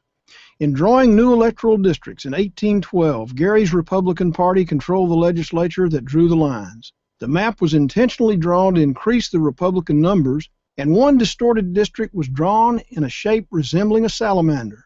Governor Gerry signed the bill, and a Federalist paper published the map referring to the odd district as a gerrymander. The hard G was soon softened to a J to produce the word gerrymandering, a political term used over and over for the past 200 years. This is Clinton Porter Hackney at cphackney.com. Chances are, when you took a shower this morning, an AFSCME member made sure that water was clean. When you drove to work, an AFSCME member maintained the road. When you rode an elevator, an AFSCME member inspected it. I'm David Philman, Executive Director of AFSCME Council 13, the American Federation of State, County, and Municipal Employees. AFSCME members enforce regulations, keep prisoners behind bars, take care of patients, protect the environment, and more. The work isn't glamorous, the salaries aren't high, but AFSCME members serve the public in every aspect of our daily lives. Chances are, you'll never see that AFSCME member working in a sewage plant, diving underwater to repair a bridge, or answering a 911 call. But aren't you glad they do? For more information, visit AFSCME13.org. We are AFSCME.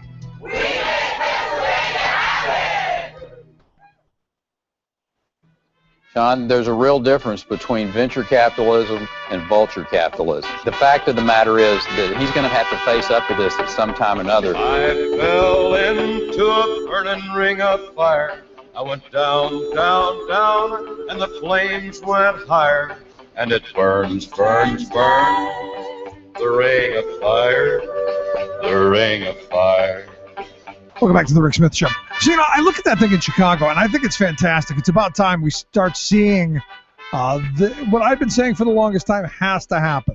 If we're going to use public dollars, if we're going to use tax dollars, if we're going to invest in our infrastructure, it's got to be done in a way that makes sure that we all benefit. Not just a handful, but all of us. And it's got to be done domestically. Maybe I'm just a domestic snob. Maybe I just think that whatever we do should be done locally. I'm a big fan of that. And the things that we can't do, then we look outside to do the. I'm not against trading, but if you go back and you understand the whole idea of this free trade is that countries who do things really well, not who do them by slitting each other's throats for pennies, but have a natural ability to do them. And Adam Smith used the example of I think it was France, Ireland, and England. And France, they made wine, and Ireland they made sweaters, and I think in the UK it was like milk or something. I don't remember. And they would trade those. Everything else, their shoes and their shirts and their cars or whatever, they made themselves. But those things that they specialize, they traded those. I don't know that they ever really envisioned a place where we're just doing things because we can exploit labor simply because we can, or you can screw with the laws. And you look right now, there's a lot of attention because of Walgreens. And as I said before, the only thing you should be hearing in a Walgreens store right now is crickets. Until their CEO goes, no, we're not moving. Nobody should be going there. And it should come from each and every one of us. Interestingly enough, though, and Mark Cuban is one of these guys that you love him, you hate him. He's all over the map, but at least he's honest. And I give him credit for, he says what he means and he means what he says. He tweeted out that because of this Walgreens things, he said, if I own stock in your company and you move offshore for tax reasons, I am selling your stock. He said, there are enough investment choices here. He said, when companies move offshore to save on taxes, you and I make up the tax shortfall elsewhere. Sell those stocks and they won't move. And, this is at a time when you've got the president talking about economic patriotism and people like me saying, hey, these companies that are saying they're leaving the country, nobody should be dealing with them. Nobody should buy theirs. They should be tanking. You got a billionaire going, you know what? I'm going to throw the first shot out there. Now, will this be what gets us to wake up and go, maybe we should not? I don't know. I hope. Maybe if it's not enough that we, on a common sense level, go, they really have no allegiance to this country. Maybe we should get rid of them. Maybe by coming from a billionaire, maybe this will be the start of it. I don't know. But I'll tell you one thing. I will not go into a Walgreens. There should be crickets. That simple. So interesting that Mark Cuban's going to be the guy who throws this out. Now, as I said earlier, 93-7 in the Senate, they voted to close the loophole, to advance the bill that closes the loophole that would give these companies tax breaks. I know, Mittens said, well, I've never been in business all these years. I've never heard of it. It happens. And they're also talking about not only closing that loophole to move, but allowing them to write off the return costs plus a 20% credit. And I guess if you have to provide that sweetener, I guess you have to. Now you look at the reality is the amount of money, you're talking tens of billions of dollars each and every year that we, the taxpayers, either have to make up or forego because these companies have figured out how to game the system. And you go, well, why are our roads and bridges crumbling? Why are our schools underfunded? Why are we seeing all of this crumbling? Well, here's a big reason. And not to mention, as has been pointed out a number of times, you've got these American companies who are sitting on about $2 trillion in profits overseas that they haven't paid taxes on, and they're not going to bring back unless we give them the sweeteners and the tax relief to bring it back under the guise of job creation, right? Job creation ain't happening. We've seen this movie. Hopefully we've learned that lesson. Let's take a quick break. Right back.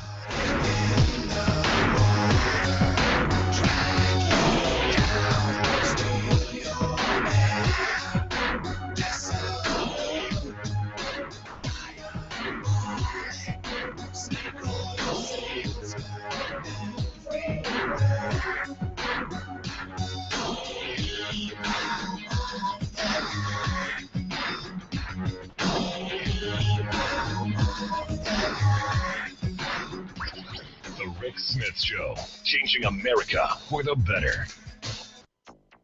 The production is going to increase. Our safety standards have to increase with it. New rules for explosive oil trains. Big win in Maine over big tar sands oil.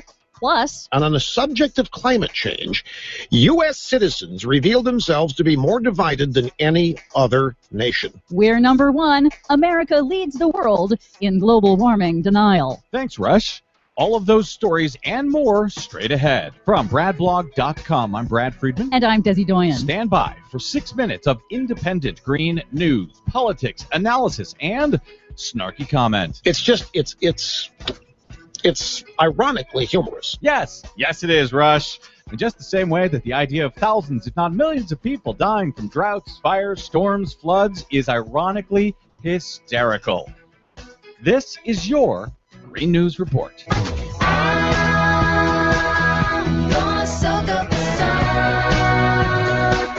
Okay, Desi Doyen, as we go to air today, breaking news out of Virginia. 2 people were killed and at least 26 others injured on Thursday after a powerful storm swept through a campground filled with vacationing families. The storm brought heavy rains, fierce winds, baseball-sized hail, snapped towering trees, sending some crashing onto tents, campers, and cars at the Cherrystone Family Camping Resort in Cape Charles, north of Norfolk.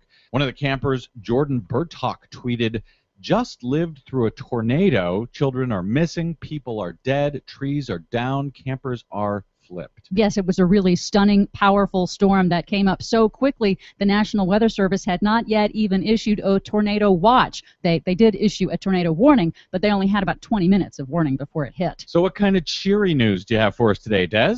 Well, let's see. How about new rules for oil trains? Sounds like fun. After a rash of oil train explosions amid the U.S. drilling boom, including one in Canada last year that incinerated the downtown of Lac-Mégantic and killed 47 people, well, now the Obama administration has proposed new rules to phase out within 2 years a type of rail car that is prone to rupture. Transportation Secretary Anthony Fox defended the proposed rules in an interview with PBS NewsHour.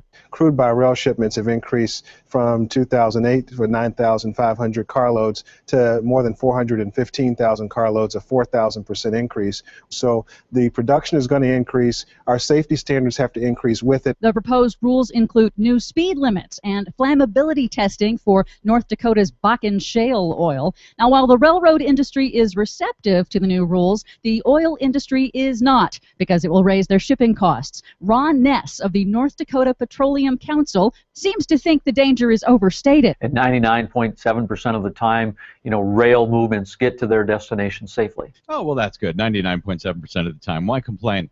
Rachel Maddow spoke about the lobbying against new rules for these oil bomb trains just a few months ago. Lobbyists for the rail car manufacturers said the same thing. These rail cars are getting a bad rap. They're totally fine. We swear we love explosions. Score one for the little guy over big oil. The City Council of tiny South Portland, Maine has voted to block the use of its port to load and ship heavy tar sands oil from Canada over concerns about pollution, oil spills, and climate change. The ban passed despite a massive oil industry PR campaign that reportedly spent over $700,000 in advertising in the small town of just 25,000 people and even bussed in supporters to City Council meetings. The American Petroleum Institute is threatening to sue to force the town to allow the shipments. Of course they are.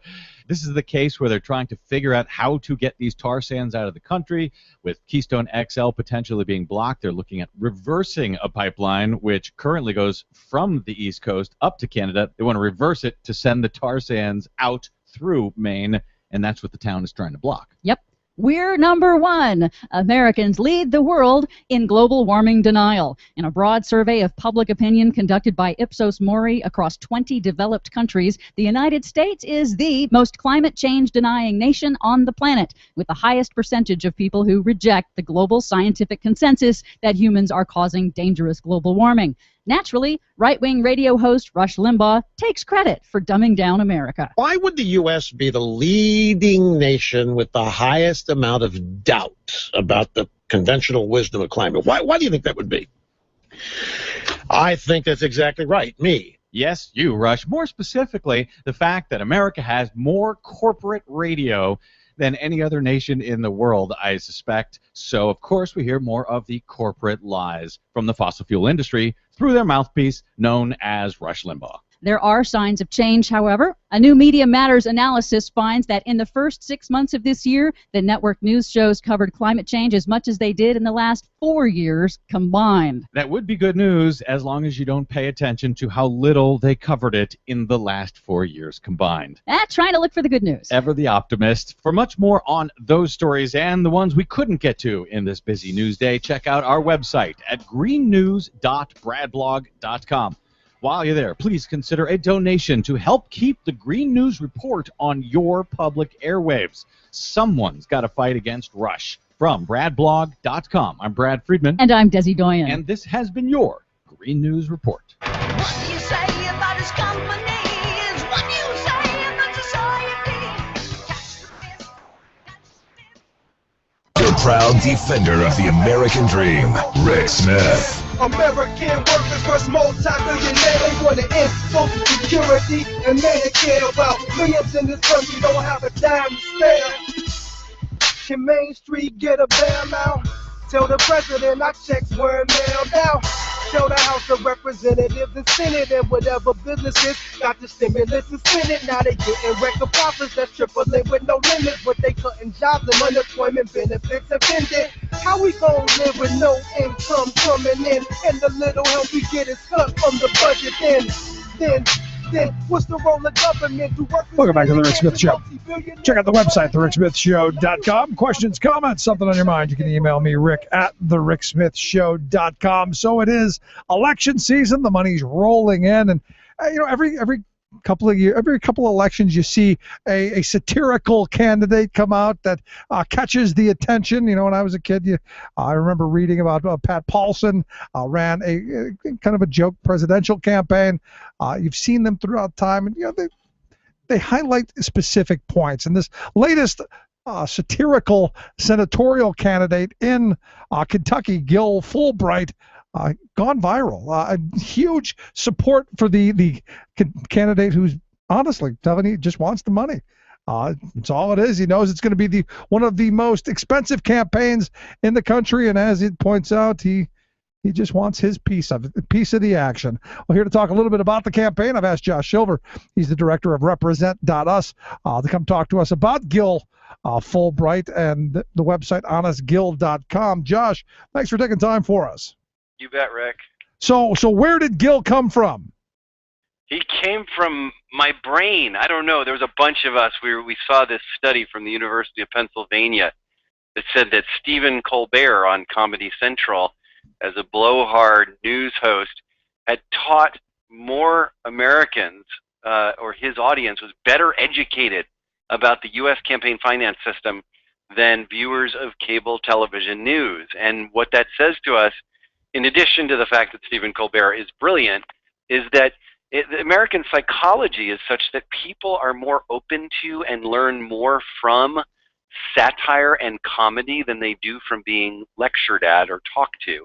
And we thought, well, Kentucky, it's a $100 million Senate race. That's the projection. It'll be the most expensive in the history of our country. We've got Mitch McConnell running, who is, of course, a big opponent of campaign finance. He's the most highest-ranking Republican in the Senate. It would be a big deal if he loses office. It could determine the composition or the majority of the Senate. This means the entire national press is going to be paying attention. So let's run Gil in Kentucky. And what we did not expect when we started our Kickstarter campaign about 2 weeks ago was that when we said, well, we're going to need $20,000 to get him a bus, get him hotel rooms, get him to Kentucky. 5 days later, 550 donors had kicked in $20,000. Then suddenly Time Magazine and Huffington Post and Fast Company wrote stories. Then the next day it's on the Today Show. Then suddenly it's on USA Today and CNN and Fox News. And the thing went viral and the media picked it up. And since then we now have $67,000 raised, and Gil is on fire. And that's a good thing to me. I mean, to me, this is maybe going to bring people back to the political process, because a lot of people have become cynical on a certain level. You know, I've got friends who live out in Nevada, and the Democratic primary, none of the above won. I think there's a thirst in this country to make a statement, and could this be it?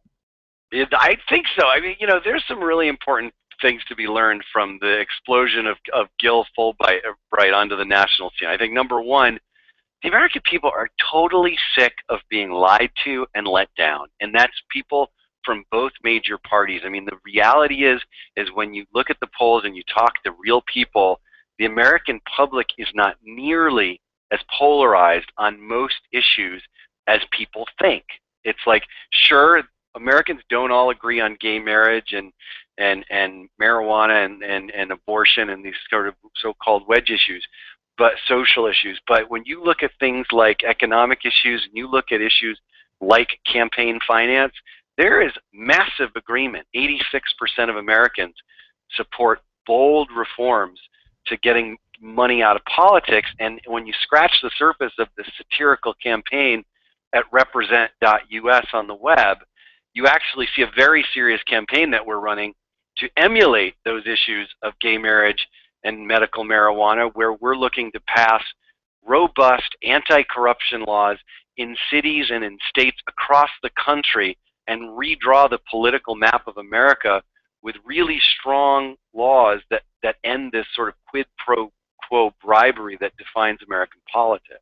And as you point out in the website here, this honestgil.com, 91% of the time, the person with the most money wins the elections. And to me, that shouldn't be the way it is. It should be the person who has the best ideas, the person who has the best vision, not the person who's better bankrolled.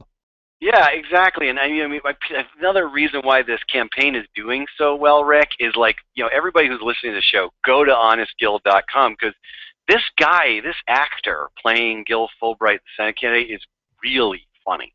He plays a corrupt politician in the HBO hit series Honest is the New Black. This is a real actor, and I think a big reason why this is going viral also is the fact that he is really good, and he's kind of like belly laugh funny, and people, even apolitical people who don't care about politics, have been sending this thing all around the web because it's so funny. But I also think it's important to note that the public is sick of being polarized. They're sick of feeling as if they're powerless and there's no way to fix the system. And what's exciting about this campaign is it's the beginning, I think, of a growing movement, millions of people across the country who are realizing that every issue, environment, climate change, finance oversight, food safety, they're all being blocked. Pharmaceutical drug prices, access to healthcare. It all comes down to money. And it's not just the Republicans, it's both parties. Absolutely. And sure, there's degrees of difference about who's worse, but the bottom line is, you go to Washington, you lobby on the public interest, you see both parties caving every day to these moneyed interests, and people are starting to realize that A, we have to get money out of politics, and B, there are some promising campaigns like ours, like Lawrence Lessig's Mayday PAC, that are arriving on the scene this year and have a real chance of bringing real change. So what happens if he wins? Is there a possibility that he can win? He's not real. He's not real. Oh, come on. I don't know. Yeah, hey, a lot of people, partisans, have been like, oh, well, they're going to take away votes for my candidate. But the reality is, his name's Frank Ridley. He's a character actor from New York City. He's going to be in Kentucky for a few days in September. He's going to be at this really funny event. It's a family picnic, they call it. It's in Fancy Farm, Kentucky. It's in the middle of nowhere. It's a raucous event. It's really amazing if you watch the videos of this event.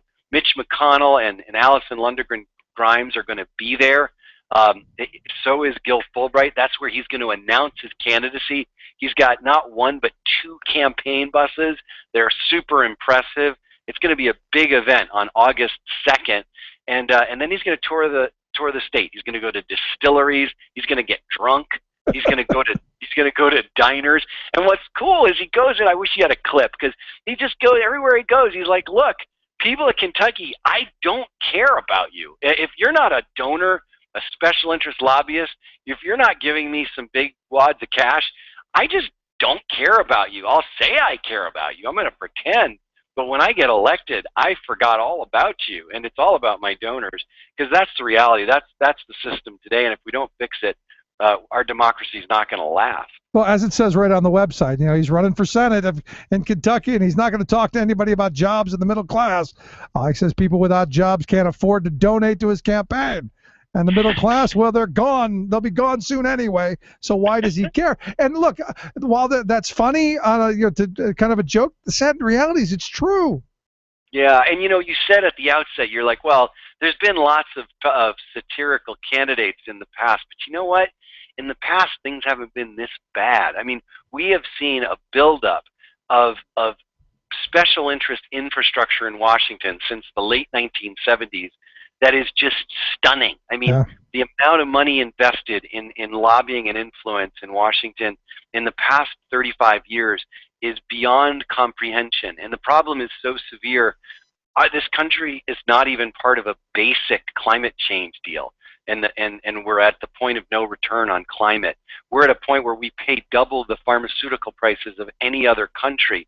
We're at a point right now where we don't even have basic food labeling for food safety. These are the kinds of issues where you're wrong when you start just pointing fingers at the other party, because that's not actually the problem. The problem is the system's completely broken. Majorities, not all, majorities of the politicians are beholden to special interests, and until we change the system itself, nothing's going to change. And sooner we let go of this partisan sort of rivalry and disdain and hatred and embrace what I just said, the better. No, I'm with you. There's not much difference in looking at the parties. And I spoke to a guy not too long ago who was telling me something like 80% of the money that the Republicans get comes from Wall Street, but like 78% of it that Democrats get come from the exact same places. So you're right. They're all beholden to the same special interest. So out of this campaign, what are you hoping for people to grab onto? What's the way forward? Our goal is to get people to go to honestgil.com to support his candidacy, then go to Represent Us, which is linked to from honestgil.com, become a member, sign up, get involved with passing an anti-corruption law in your city. You can do it locally. You can do it in your state. We're going to be marching across the country, passing dozens of city laws, binding, not these non-binding resolutions, which are good, but these are real laws in cities that will change how city elections work. Things like, let's make it illegal for politicians to accept money from interests they regulate, right? It's basic. It's basically like saying umpires may not take money from the team managers. Let's make it so that politicians have to wait 5 years before they go and become lobbyists on K Street after they're done serving the public. Let's reduce the amount of money that lobbyists, registered lobbyists, can give. Let's make it so politicians can't fundraise during working hours. Let's create small dollar public funding, citizen funded elections so that people who are working, people who can't afford to make campaign contributions, get a tax credit to be able to do so. These are all common sense laws that could pass. They enjoy overwhelming support. They are constitutional. They do not require an amendment. And if we build a movement big enough, we can pass them in cities, then states, and then someday Washington. That sounds like a great thing. But here in the 5th most corrupt state in the country, here in Pennsylvania, the 5th most corrupt state in the country, I don't know that I hold much hope right now, but moving forward, who knows? Although, you're starting in Kentucky, which the 9th most corrupt state in the country, maybe there's hope. I think there is, and we're actually doing a city initiative can't tell you which one yet. We'll know soon, in Florida. That's going to be this year. And the fact is the people are hungry for this. 83% of Republicans support the anti-corruption acts that we're promoting. 85% of Democrats. And when you tell them the pros and cons, that support goes up 5%. So we're at a critical juncture in this country. And I actually am optimistic, believe it or not. I think that we're at a point where it's gotten so bad that people are ready to support real change, and they're ready to support and get involved with even fake candidates as long as they tell them the truth, and that's what Honest Gill's doing. There you go. Again, honestgill.com, the website. We've got a link at thericksmithshow.com. Just click on Josh Silver's name. It'll take you right there. Josh, I appreciate you taking time for us as the campaign continues. I hope you'll come back and give us updates. Of course I will. Thanks, Rick. Thanks so much. Let's take a quick break. Right back with your thoughts. 1-888-520-RICK. 1-888-520-7425. This is The Rick Smith Show.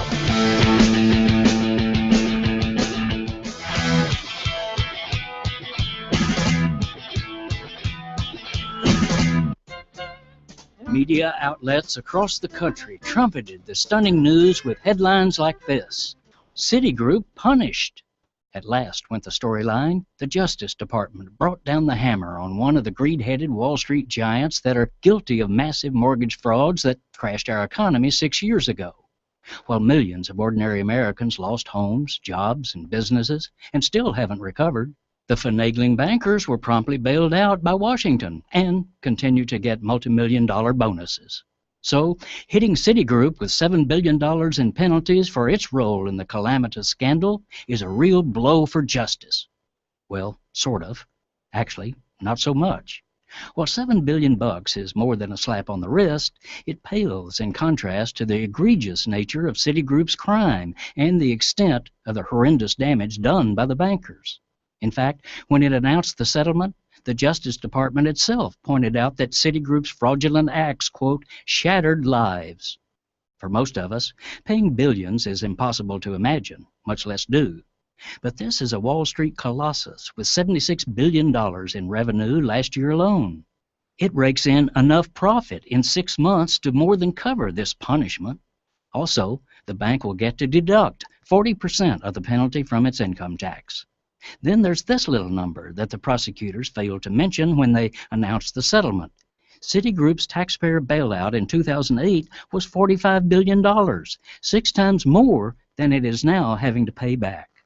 This is Jim Hightower saying, even by Wall Street standards, pulling a 600% profit from grand larceny is a pretty sweet deal.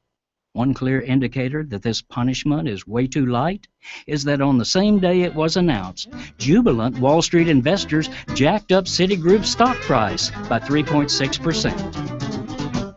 Hightower's commentaries are brought to you by the Hightower Lowdown, the monthly newsletter with Hightower's populist take on what the powers that be are up to. Find out more at hightowerlowdown.org. Would you dive 14 feet deep in the Susquehanna to keep a bridge safe? Would you spend night after night with prisoners to keep your community safe? Would you spend Christmas Eve plowing snow to keep roads safe? AFSCME members do.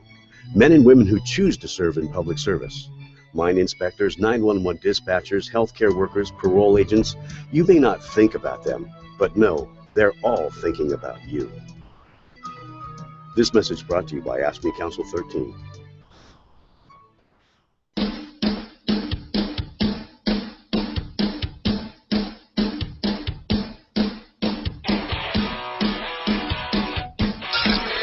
waving the flag of freedom for people, not corporations.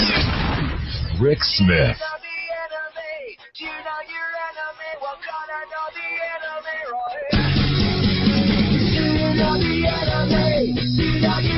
So what do you think of that? You've got this candidate, Gil Fulbright. And again, I take a look at it, honestgil.com. Funny stuff over there. I was taking a look at a couple of the videos during the break, and highlighting, and I think in the right way, highlighting the need for campaign finance reform, highlighting the fact that we need to be changing the way that these politicians have to go and beg for money. Because look, no matter how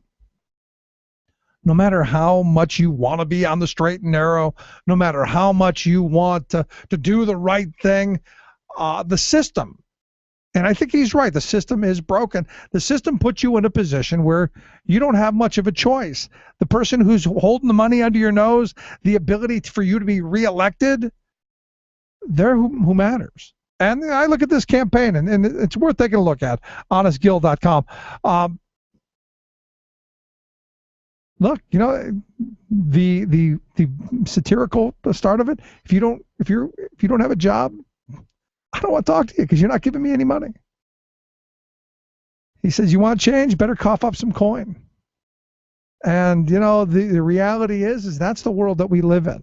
That the moneyed interests, the big moneyed interests, not the $20, $30 donations, but the people who are writing the $20, the $50, the $100 million checks. Those are the people that get the attention. And I go back to a friend of mine, whom I haven't spoken to in a number of years, but he was a congressman from Illinois. He said, look, no one ever bought my vote, but they got my ear.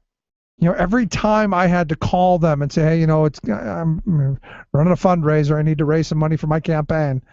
Oh, well, I'd be happy to give you that, but and then you'd hear their side. You'd get a 10-minute, here's what I need from you. Here's what I need from Congress. Here's what I need. You're going to be involved. You're going to take a look at that? Oh, yeah, I'll take a look at it. Well, before you get that check. Now, is that buying your vote? I don't know. It's certainly influencing. And when you look at this on an everyday basis, now there are those who say, well, Rick, you're not buying their vote. They're with you anyway. You're just helping them. I got to be honest. I'm not comfortable with that. What should be is we should be voting for people based on their ideas, not on who they pander to, and who can raise the most money. The fact that in 91% of all elections, the people who raise the most money won is a huge problem. I've got friends who are running for state house. They don't have a dime. They don't have money to run a functional campaign. How do you run against when you're unable to raise the kind of money it needs to raise a functional campaign, to get a campaign manager, to print up flyers and to print up yard signs and to run maybe radio ads or, heaven forbid, a TV ad? That takes tons of money. And how do you fight back against a machine that is built on consolidating and holding on to power as long as you play the game? And I don't think the Democrats do that anywhere as well as the Republicans do. They have perfected it. And there are those who say, well, Democrats just need to do it better. No, the game needs to end. It needs to stop. When you would check off on your tax returns, do you want to give $3 to the presidential campaign? I say yes. Because what I would like to see, and this is one of those things where you go, you really want to see how someone's going to operate? Give both sides X amount of dollars. Who runs the best campaign? Who has the best ideas?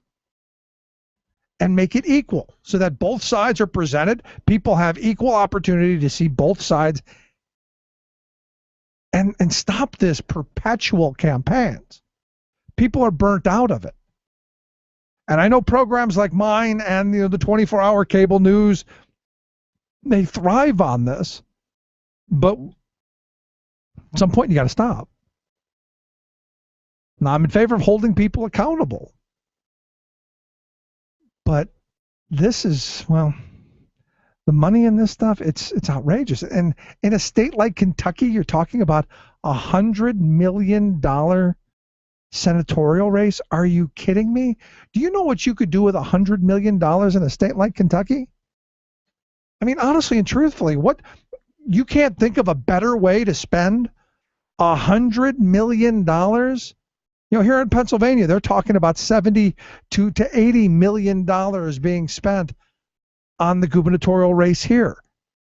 $70 to $80 million. Are you kidding me? We can't think of a better way to spend that kind of money? I know I can. I can think of a much better way than giving it to Comcast. I can think of a much better way of spending that kind of money than giving it to these big media companies. Honestly, I can. So it'll be interesting. HonestGill.com, the website. I take a look at it. It's funny stuff. I wish I could go to the big picnic. That would be fun. It'd be great to be able to get someone like that here. Just a thought. Anyway, quick break. If you missed any portion of the program, thericksmithshow.com. The Rick Smith Show app on your smartphone. You can email me, Rick at thericksmithshow.com. Right back. Stick around.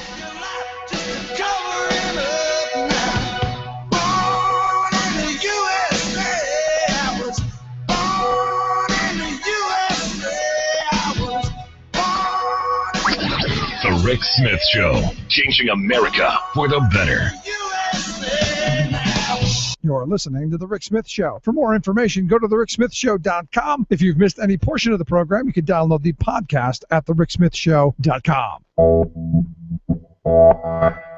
You're listening to WIN, Workers Independent News, a production of Diversified Media Enterprises. I'm Doug Cunningham. As many as 20,000 good American jobs could be created as Chicago restarts a $2 billion procurement of 846 rail cars. The Chicago Federation of Labor partnered with Chicago Mayor Rahm Emanuel's office to include a U.S. employment plan in the bid process for the rail cars. The Jobs to Move America coalition of labor, civil rights, and environmental groups is pushing this model for transit dollars nationwide. Coalition spokesperson Rachel Hennekens. The Chicago Federation of Labor and other partners within the Jobs to Move America coalition really wanted to make sure that that money was maximized, that it was used in the kind of the smartest way possible and went the distance for good jobs and for economic benefit to the community. Because after all, it is going to be taxpayer money that's actually funding this purchase of these new rail cars. The coalition developed the U.S. employment plan model to help transit agencies maximize publicly funded train and bus purchases by requiring American job plans from bidding companies. Hennekens says there's a lot of work ahead for Jobs to Move America. There's a lot more work to do because the CTA is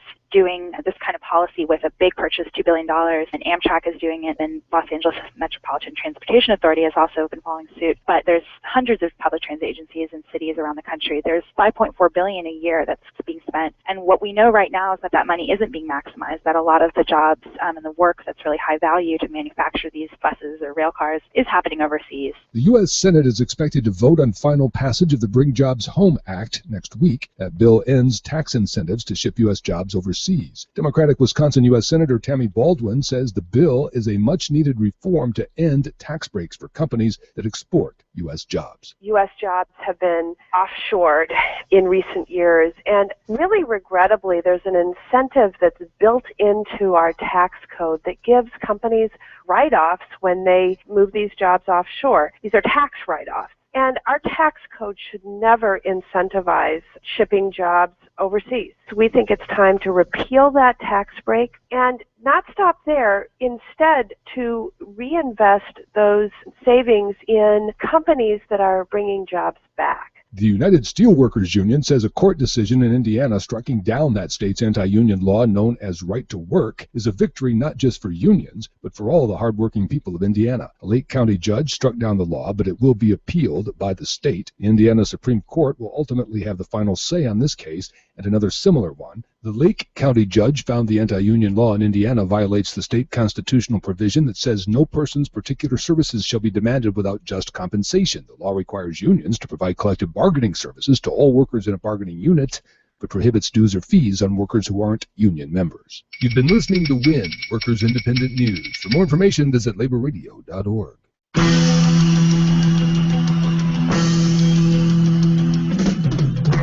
Monday morning feels so bad. Everybody seems to agree. Coming Tuesday, I feel better. Even my old man looks good. This Wednesday is so slow. Thursday, I don't know. I got And welcome back to the Rick Smith Show.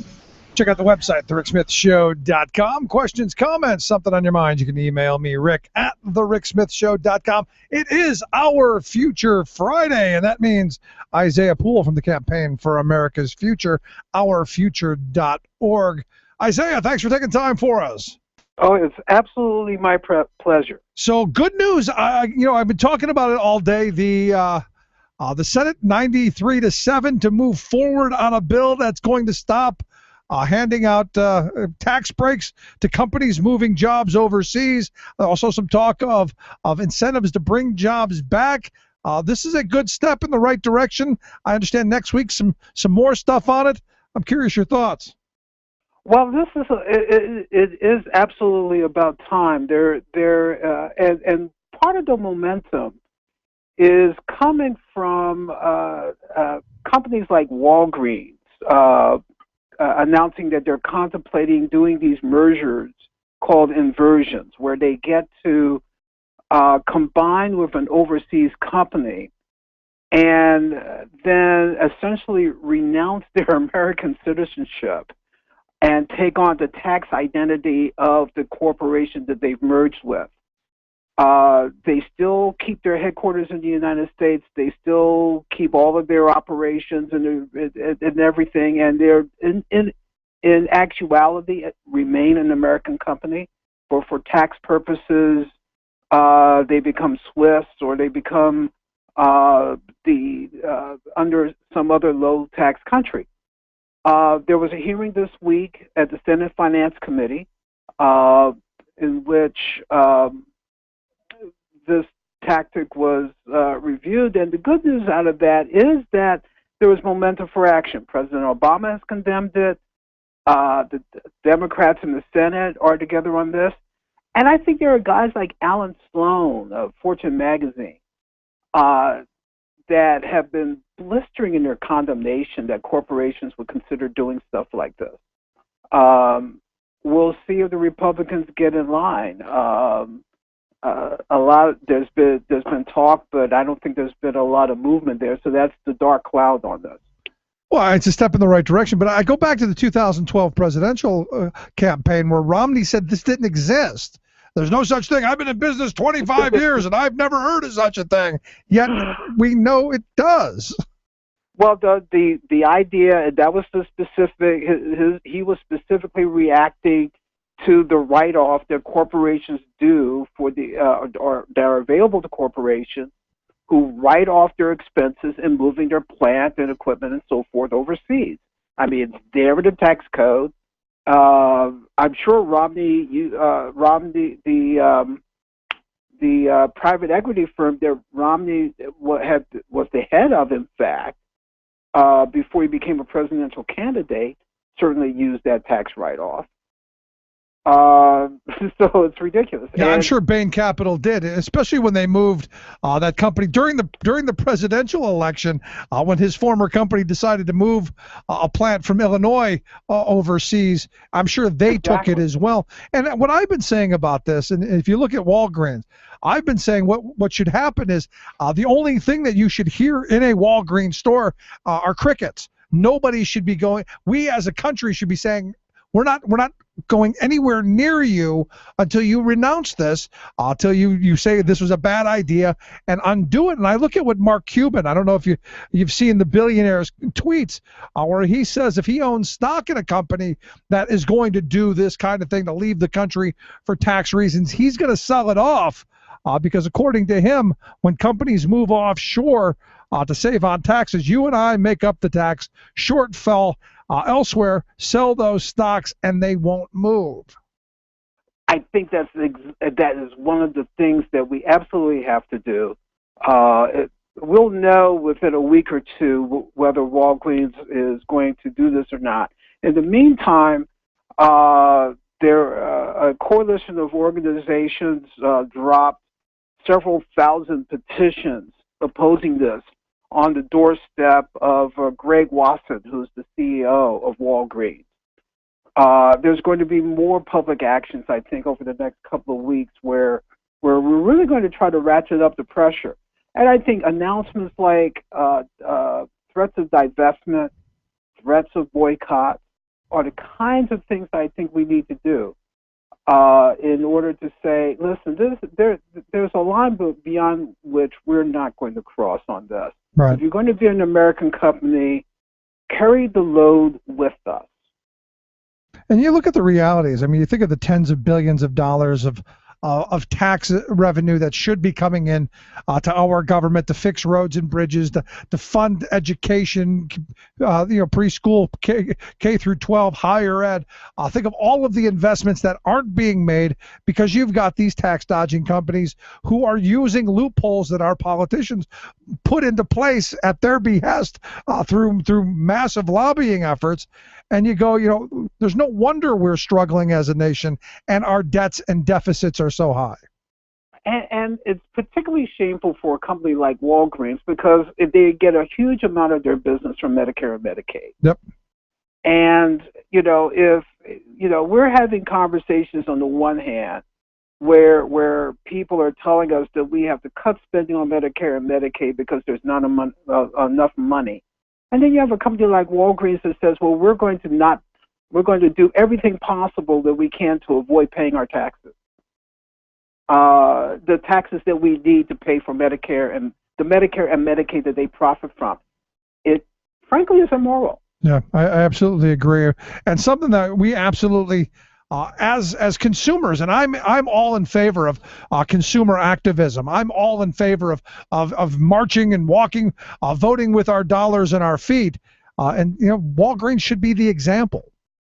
I think you're absolutely right. And consumer activism does make a difference. And I think when companies do care about their image, and I think shame does have some value. And so I think what we need to do is say that, when you don't act in accordance with our values, you don't get our dollars. Absolutely. I mean, here's the thing that gets me. I mean, you look at every one of these patriotic holidays, Isaiah, where people are running around with their flags made in China and their T-shirts with the flag on it from Sri Lanka, and their shorts made in Bangladesh, and their tennis shoes with flags on them made in Vietnam. And you go, hey, wouldn't it be a good idea if all the flags that all those were made here, and maybe take that kind of patriotism and live that lifestyle daily to say that we want to make sure that our country comes first? Just a thought. Just a thought. One of the things that there are a couple of companies that make American-made clothing, and whenever possible, we slide some dollars in that direction, and we do it deliberately. And yeah, we may have to pay a couple of dollars more than we normally would if we were buying a pair of jeans from China or wherever. But, it's the kind of thing that we ought to do in order to support American workers. You're listening to The Rick Smith Show here with Isaiah Poole, online editor over at the Campaign for America's Future, ourfuture.org. It is Our Future Friday. One of the things I wanted to ask you about, Isaiah, is Paul Ryan recently came out with his new plan, this grand idea, how we're going to end poverty and do all these wonderful things. And I got to be honest, as I'm reading through it, there's nothing new here. These are the same bad ideas that they had a couple of years ago and a couple of years before that, with just nicer names. With nicer names. It's not new ideas. It's not a novel idea. The idea is that you take a bunch of programs and you consolidate them and take the money and send it to the states, and let the states figure out on their own what to do with it. One of the things that's striking about, and the thing that the prime example of what's happening right now, the danger of that, is exactly what's happening with the Affordable Care Act and the Medicaid expansion. when the Supreme Court said that states are not required to expand Medicaid as a part of the Affordable Care Act, what happened is that you had a bunch of red state Republicans that said, okay, we're not going to take the Medicaid money, even though it's essentially from the state perspective free money. It all comes from the federal government. There's no state tax dollars involved. But they said, we're not going to take the money. And as a result of that, there is a significant disparity in the rates of uninsured people in the states that did not take Medicaid is significantly higher than in the states that did decide to take the Medicaid money. And there's nothing that says that we won't see the same thing if these programs are all block granted to the states. And instead of having federal standards, you have 50 state standards. You have different determinations of who gets aid and who doesn't. And you'll have people who are, if you have a good-hearted governor and a good-hearted state legislature, you will have a good program. If you're in a state like Kansas, where Sam Brownback basically doesn't believe in the idea of a safety net, you're going to get something that is going to be punitive if it exists at all. Right. Well, So what you're going to see is you're going to see them use the money, as we've seen with other block grant programs, for everything but what it was intended for. And because I have two huge problems with the Ryan plan. One is the most glaring and most obvious. He's abdicating his responsibility and not wanting to do his job. His job is to be the enforcer of the purse. So he's saying, here, you take the money. We'll give you a bunch of money. We don't want to know what you do with it. That's my first problem. And then the other problem is who's to say that when these states take the money, what they do with it? And that's my problem. In a nutshell, the two very distinct, different angles there. The thing about it is that often what conservatives like Ryan do, they set up straw men to knock down. The straw men, of course, don't really exist. The straw man in this case was an inflexible federal government that is all top down, that gives you one-size-fits-all programs, and it's incapable of, being flexible and meeting the real-world needs of people. Actually, there are lots of pilot programs. One in particular that I mentioned in a piece that I wrote today, in which states are doing exactly what Paul Ryan was suggesting, which is that you sit people down, assess their individual needs, and put together packages of aid programs that meet the individual needs of people. That stuff is already happening. A lot of federal money is already through community organizations and through church groups and so on. And in fact, we're having a big fight now over non-discrimination for gay and lesbian people with federal contracts that are being run by groups like Catholic Charity. There are already lots of money flowing through those systems. Do things need to be improved? Yes, that's the point of a pilot program. So you figure out how these things can be improved. It would be much better if Congress would work with us and with these programs and with the groups that are doing the work and make improvements to the existing structure, which, by the way, has the benefit of saying that a poor kid or struggling family in Kansas is not going to get treated differently and have a different set of rights from a struggling family in Massachusetts or in Pennsylvania. Right.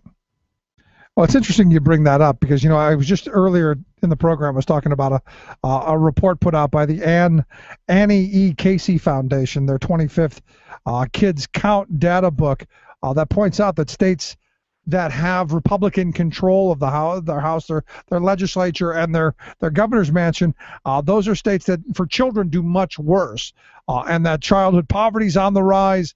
And you look at states like Arizona, Louisiana, Nevada, New Mexico, Mississippi. You look at these states, all at the bottom of their ranking with respect to how well children do, and states like Massachusetts and Vermont at the very top.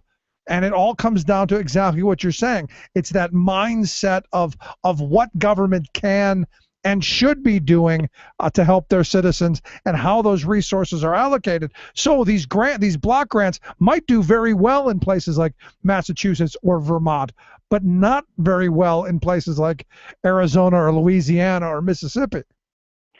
Exactly right. We need to move away from the notion that where you live determines your death in this country.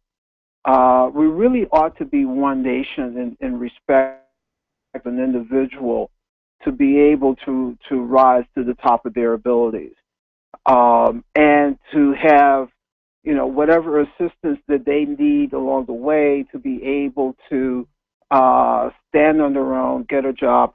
By the way, the one thing that Ryan did not talk about in his presentation before the American Enterprise Institute, when he unveiled this, was that, okay, you're going to have people have contracts to search for work, but who's producing the jobs? Exactly. And the downfall of welfare, so-called welfare reform that started in the 1990s, was that it worked fine when you had a booming economy. Clinton had brought the unemployment rate down below 4%. And so if you were a person on welfare who was being moved into the workforce, there was actually a place for that person to be moved into. But when that fell apart, these programs began to falter, and what happened was that welfare reform began to actually make people suffer. Right. And then my other part of the big problem, the glaring problem I had with it from the beginning is single mothers with children had no place for their kids to go, because I don't care what you say, on minimum wage, you're not going to find childcare. And we saw stories this week around the country. The one in, I think it was South Carolina, where the woman was actually arrested for her 9-year-old daughter being at the park playing while she was at work. Exactly. And the stories of what single mothers in particular have had to go through in order to manage their children and so on, they're heartbreaking stories. What we ought to be doing is saying that we need more resources. Ryan made a big deal of his plan being revenue neutral. I think that's a big mistake as well. We actually need more resources so that we have money so that mothers can access child care while they're working on these jobs. And by the way, we need to raise the minimum wage. This week, as you know, was the 5th anniversary of the last time the minimum wage was raised federally. Yep. And what we need to do is raise the minimum wage so that these jobs can be actual jobs that actually lift people out of poverty. We need more jobs in the economy. That's why we need to invest in infrastructure. And then we can also have a conversation about how to improve our aid programs so that they work better. But we don't have to dismantle them in the way that Ryan has suggested. Yeah, I've always said government should be the employer of last resort, and what welfare reform should have had is a mechanism that creates jobs of watching people's kids at the minimum, to where there's a hierarchy that says, you know what, if you're going to go out and get a job, maybe one of those jobs is watching 2 or 3 other people's children while they're out working whatever job that they can get, and then having some mechanism for transportation. There should have been a whole lot more than, go get a job, you lazy bum. Exactly, and there's having this process of shaming people and threatening to punish people if they falter. The presumption is that struggling people are lazy bums that need to have a belt on them every few minutes. Or as our state senator Scott Wagner says. But there are a couple things required. Number one, you would have to have an alarm clock, and you would have to be able to get out of bed. You would be able to have to pass a drug test, and you would have to have some work ethic. Yeah, gotta get out of bed, you lazy people. Exactly. It's nuts. It's nuts what we let these crazy people get away with. It really is. I'm utterly shocked, in listening to that guy that anybody would consider voting for him again. I'm just utterly shocked. Yeah, well, there is this willingness among too many of us to believe that the folks who have not done as well as we have not done as well because it's their own fault. When the reality is that the economy is rigged against. It's rigged against us. It's rigged against the 99%. It really is. Yeah. And we need to overcome that rigging. We need to make do the things that make the economy work for working people, and that includes raising the minimum wage. That includes fixing the tax code so that corporations can't evade their responsibility to carry their share of the load. That includes, making sure that workers have bargaining power. If they can't afford a union, or if they can't join a union, or they don't have a union available to them, they should at least have some rules that say that they can't be abused, like some of the scheduling abuses that we've been writing about this week, where a person can't even have a stable work schedule so that they can go to school part-time and improve themselves. No, I absolutely agree with you. I've argued that for years, and it's something, and it's one of those flaws in our labor law, and that's a whole discussion for another day. If you want more information about the Campaign for America's Future, ourfuture.org, or just listen every Friday for Our Future Friday. Isaiah, always great talk with you. I appreciate you taking time for us. Fantastic. Thanks so much. Let's take a quick break. Right back. Stick around. You're listening to The Rick Smith Show. We're working people. Come to talk. We gotta get organized. We gotta do it today. No more madness confusion. No more disarray. We gotta get organized. You're listening to The Rick Smith Show. It's time for the world in two. I'm your host, Luke Vargas, reporting for Talk Radio News Service at the UN. A Gaza school operated by the UN's Relief and Works Agency for Palestine Refugees, also known as UNRWA, was struck by artillery shells today, killing, according to UN Secretary General Ban Ki-moon, women and children, as well as UN staff. The UN headquarters still won't confirm who fired on the school, but UNRWA is pointing the finger at Israel, saying they were given no warning about imminent shelling, and that they'd provided the Israeli Defense Forces, or IDF, with the GPS coordinates of the compound. Israel, meanwhile, is not confirming or denying it was responsible, and the IDF suggested that since rocket fire from Hamas was recently detected nearby, the school could have been struck by a rocket that fell short of its target. The IDF also tweeted that they had warned the Red Cross to evacuate the school yesterday, and that the Red Cross and UN received those warnings. Staying on Gaza a day after the UN announced that rockets discovered in another UN school had gone missing, the world body provided more details today about what went wrong. After the weapons were found on Tuesday, the UN evacuated the school, reached out to local authorities, and posted one person in front of the building to guard it. Yesterday, civilians rushed the site, overran the guard, and entered the school. By the time the UN could locate the rockets, they were gone.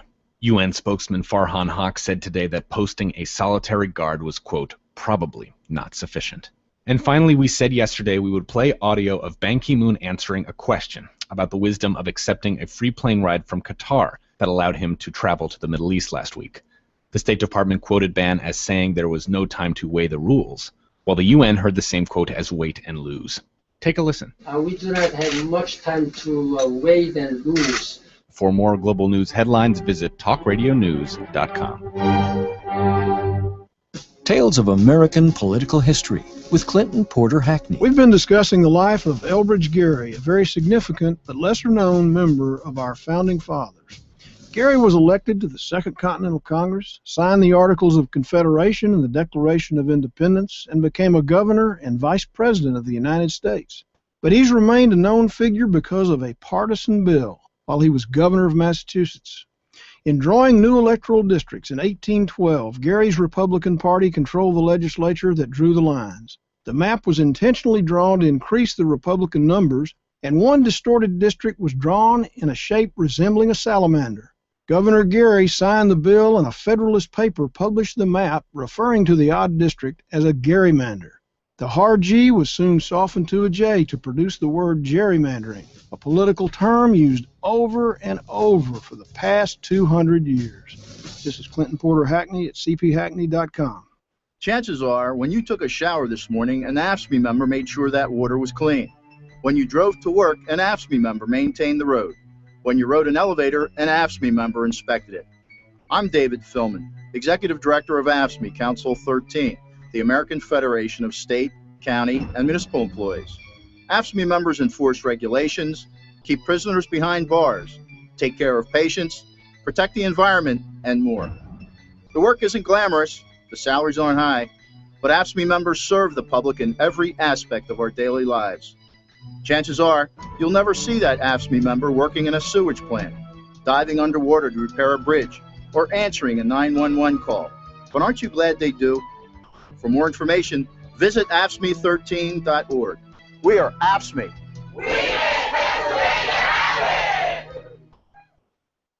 The most important issues of the day. This is The Rick Smith Show.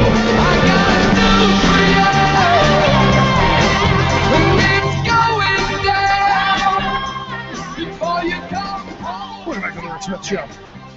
I'm not a big television watcher, but I think I'm going to start, maybe possibly going to start watching this Modern Family show. I've actually never seen it. I know nothing about it. But evidently, the way it's been reported is this guy, Eric Stonestreet. I guess he's the straight one in the gay couple. I don't know. Evidently, they were at the White House Correspondents' Dinner, and Rick Santorum brought his kids over to take a picture with him. Now, I have a huge problem with this to begin with. You've got the homophobe who wants to take a picture with a guy who look, if you believe what you believe and you're a star, if that's your direction, why would you want to bring your kids over to take a picture with a guy who's kind of promoting the gay lifestyle? Just kind of makes me first think maybe he's full of you-know-what. But the other part of it is I love the guy said, no, I'll take a picture with your kids, just not you. I like that. Anyway, let's find out what's going on around the world and in Washington, D.C. Victoria Jones. It is Friday. Victoria, thanks for taking time for us. Thank you. So what do you think of this? I mean, have you ever seen Modern Family? There are very few comedies I watch because most of them are not very funny. And I've meant to watch it because I've heard good things and I just haven't got to it. Well, but I've heard good things. Well, no, there you go. Now you've got a reason, I guess. Or if that's your thing. I find it ironic. And the part that caught my attention is that Santorum would even want a picture with the guy. That's the weird thing to me. Yeah. Yeah. Did he know who he was? Absolutely. They knew he was the star of Modern Family. The kids evidently loved the show, and it went into this whole thing. And the guy said, "I'll be happy to take a picture with your kids. I don't want to ruin your kids, but not you, because you're pretty much in, Wow.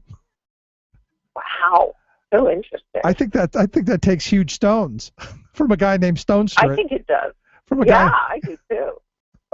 Now, what's funny about it, when you read down the story, evidently he plays a guy who's a character in a same-sex couple. He's not gay. His partner actually is, and I thought it was interesting. Just thought it was. Yeah. So there you go. Something to think about over the weekend. Impeachment. The White House is taking impeachment seriously. Does that mean we could have a maybe first thing after the election, an impeachment hearing? You know, you're not the first person today to actually say that to me with regard to the timing, particularly if Republicans win back the Senate. There's a sense that may be what the House is waiting for. Dan Pfeiffer, who's a senior advisor to President Obama, said at breakfast this morning that the White House is taking this seriously, the possibility that House Republicans might try to impeach President Obama, unlike the rest of Washington, which doesn't take this very seriously at all. And then at the briefing today, White House spokesman Josh Earnest doubled down, and he said that there are some Republicans running for office, hoping to get into office, to impeach the president. Yep. He also said that the Republicans don't have a clue what's important to the American people. No, and it's interesting you mentioned that, because I just this morning, as I went through my emails, when I woke up this morning looking through my emails, there was a guy who claims he's running for Congress specifically to impeach the president, and he wanted to send money and this whole fancy email they sent me, and I'm going, really? Is this a thing? And evidently. So that's a thing now. That's really interesting. It's a thing. So maybe it'll take off. Yeah, I'm actually trying to. The lawsuit has taken off against President Obama. That's off and running. In fact, it's Congressman Pete Olson. The email was from. It said that with the tagline of "Start impeachment now." He's begging for money. Goes down the whole. Targeted the conservatives in the IRS. Abused the powers to weaken our border. And he undermining the First Amendment and the freedom of the press. We need to impeach now. That was another thing that Josh Earnest said at the briefing. He said, yeah, Republicans are fundraising off impeachment. Yep. Which apparently they are. Yeah, I get all of these crazy people's emails. I'm luckily on their list. And I got to be honest with you, Victoria, and I'm not entirely anti-impeachment, because then we'd get Joe Biden, and I don't know how he could be worse. You don't? No, I mean, maybe someone with a spine a little bit. I'm frustrated in a lot of the things that we're not doing. I understand that you've got Republicans who are from the very beginning saying that we're going to make him a failure, and I understand all this. But there's part of me that goes, hey, maybe Biden couldn't do any worse. Now, look, I wouldn't be somebody who voted for impeachment, and I would be completely against it. But on some level, you go, well, I don't know. It would liven things up. It would. And then there were crickets, because she doesn't know how to respond to that, does she? Well, it would make things. I mean, in this town, it would be a one conversation town. Yeah. Let's move along. The border crisis. What's going on the border? Oh, my goodness me. It's been all action in Washington, D.C. on the border. Started this morning. House Republicans huddled in a closed-door meeting because they were panicked. See, there's only a week to go before the 5-week August recess, right? And they realize they've got no bill. They've done nothing about President Obama's $3.7 billion request. Not quite true, but they haven't come up with legislation. They haven't come up with a real response. And they're all going to go home and face their constituents who are going to say, what have you done? And we don't want these immigrants. Meanwhile, President Obama, so they had a meeting, and they came back and they said, okay, we've come back with a slimmed down bill. So they've come back with a slimmed down bill. Nancy Pelosi says that's not going to fly because you intend to change the anti-trafficking law and throw all these kids out. Right. Meantime, President Obama this afternoon met with the leaders of Guatemala, Honduras, and El Salvador to see if they can thrash their way through this thicket and come up with a solution. We'll see if he can. The Senate is saying, well, the Democrats are saying, well, we're not going to go along with the House Republican bill because you're changing that trafficking law. So at the moment, it all looks set to be on a collision course. Yeah, and if I remember right, the trafficking law came out during the Bush years, right?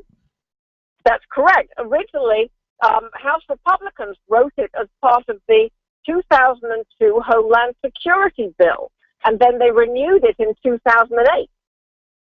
Yeah, but they didn't really know what they were signing. It's a big bill, right? I mean, the Homeland Security is a lot of pages. Things could get mixed up in there, kind of like that whole funding thing for Obamacare. You could have a typo, and maybe this was a typo, right? Well, it could have been, but they did all reauthorize it in 2008. Yeah, but they don't read that stuff. And besides, they passed it before. Yeah, we like the concept. Well, they liked the concept then. Louis Gohmert, people like that, they all liked the concept then. They don't like the concept now. So what do you think about this? The reports out of Vassar, Michigan, where there are a number of crazy people calling for people to put landmines on the border. I think that's crazy. I think that's crazy. I mean, these are children. You're going to put landmines on the border? Really? We're trying to get international treaties to ban landmines. Has anybody ever seen what a landmine does to a child? No, and that's the reason an idiot would suggest that. And my suggestion was maybe we take the landmines and we just put it around them so they can't get out. Let's put them around your house. There we go. Keep you away from the rest of society. Maybe just. I had no idea this was going on. Yeah. It's insane, isn't it? And you look at here in Pennsylvania, in Allentown, they had a big demonstration with the people with their Tea Party flags out, screaming, "We don't want kids in our community," and just nuts. Oh my goodness! Well, no, that people don't want kids in their community. They don't want them. We don't want them. It's fascinating. And the Obama administration has not handled this terribly well. And they're about to make it even more complicated because one of their possible plans is to cooperate with the Honduran government and have Honduran youth processed in Honduras as possible refugees and then have them brought in here. The idea being that there would be less of them coming if they process them there, without having apparently thought that by doing that they just increase the numbers. Yeah, that's not a good. That's not going to really fly or be very popular either. But I look at this and I always go back to what happened to that whole Christian nation thing. Well, that's what the evangelical leaders, the Catholics, the left-wing Christian leaders, the Jewish leaders, the Hispanic leaders. They're all saying, suffer the little children to come unto me. Hey. Yeah. Now I understand, like you said, the president is down there talking with other leaders. Is there any way we can, maybe fix what's going on in those places? Somehow, maybe some funding to help keep people stay home? Because I think that's the answer, isn't it? Yes, it is the answer. It's going to be very difficult. We're talking, I can't remember which of these countries, but two of these countries have the highest murder rates in the world. Nice. These countries are very, very troubled. So what we do is we send them more guns. There you go. We give the kids more guns because more guns would make them safer. I've been told that numerous times. More guns makes you safer. That's the answer then. Let's put the NRA in charge of it. Yeah, there you go. Let's talk about what's going on in Gaza. That is extremely complicated. Well, it's not that complicated, but it's extremely serious. Secretary of State John Kerry has been in Egypt for some days and in other parts of that area, trying to get a 7-day humanitarian ceasefire, during which time there would be negotiations to start working on the more serious issues. And Israel's cabinet today, he didn't formally present it, but apparently they rejected parts of it, and so it's a no-go. Hamas has not yet responded, so that's a bit of a blow because it was due to start on Sunday. Meantime, he continued negotiating with Prime Minister Benjamin Netanyahu, and he's hoping, and some words saying that he has got, some words saying it's not happened yet, a In the meantime, it's been set up to be a big meeting in France tomorrow of about 7 major countries, including the U.S., and Turkey and Qatar, who will be representing Hamas, to try to hammer out this ceasefire, which is seen at this point as the major hope to try to stop the killing. But it's really, really not clear that the two sides, frankly, are at a point that they want to stop. Interesting. Did you see the tweet set out by the German astronaut up on the space station who tweeted out a picture of what that region looks like all lit up from space? And he said it was one of the saddest things he's ever seen. Oh, that's desperate. Yeah, just... I don't know, and I look. This is one of those things that you could go back and forth with. The sad reality is that my entire life, these two have been at it, and I don't know how you get to a point where you say stop, just stop. I don't know, and I do know that what's being proposed at the moment isn't going to cut it, because neither side feels that they're being offered enough, and they don't feel that they're being represented. They both feel that they're being cheated in the talk, not deliberately cheated, but they, and so if that's the feeling, it's just not going to go anywhere. And the Israelis feel with the rising death toll of their soldiers, which is up in the mid-30s now, they're really feeling we got to keep at this. And how many have there been any numbers on either side? I think I saw some numbers of the number of Palestinians killed, the number of Israelis killed, and it looks heavily weighted to the side of Palestinians. It is. The Palestinian numbers now are like it's over 800. It's somewhere about between 800 and 850. You know what would make things better? What? More guns. There you go. More guns would make them safer. There you go. Unfortunate all the way around. And finally, the House passed some legislation today. I understand something to go into the weekend on a happy note that would allow us to unlock our cell phones and switch from one carrier to another. Tell me that's true. It is true, and it's taken a while to make this happen. This is the great cell phone unlocking bill. Ooh. In 2012, the Library of Congress announced it is illegal. And I can't remember if they said it was a felony, but they said it was illegal to unlock your cell phone. In other words, try to go from one carrier to another with your same cell phone. They said that's illegal, and you can't do it. So forget about it. And everybody said, what? This is insane. Of course, that's what I want to do. I don't want to change, it's insane. And so they've spent the last 2 years trying to hammer out a bill so that people can do this.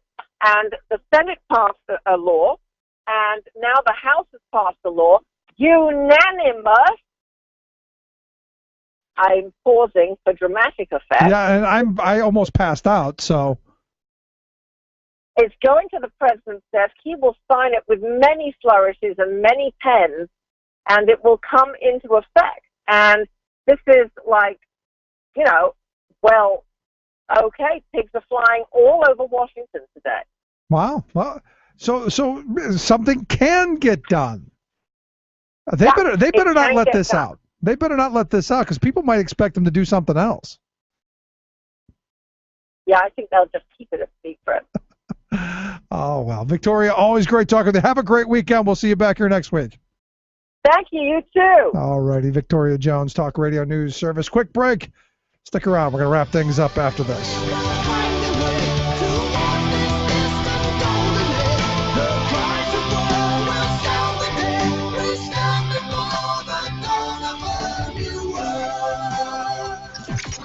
Radio of, for, and by we the working people. The Rick Smith Show. The production is going to increase. Our safety standards have to increase with it. New rules for explosive oil trains. Big win in Maine over big tar sands oil. Plus, and on the subject of climate change, U.S. citizens reveal themselves to be more divided than any other nation. we're number one. America leads the world in global warming denial. Thanks, Rush. All of those stories and more straight ahead. From BradBlog.com, I'm Brad Friedman. And I'm Desi Doyen. Stand by for 6 minutes of independent green news, politics, analysis, and snarky comment. It's ironically humorous. Yes, it is, Rush. In just the same way that the idea of thousands, if not millions of people dying from droughts, fires, storms, floods is ironically hysterical. This is your Green News Report.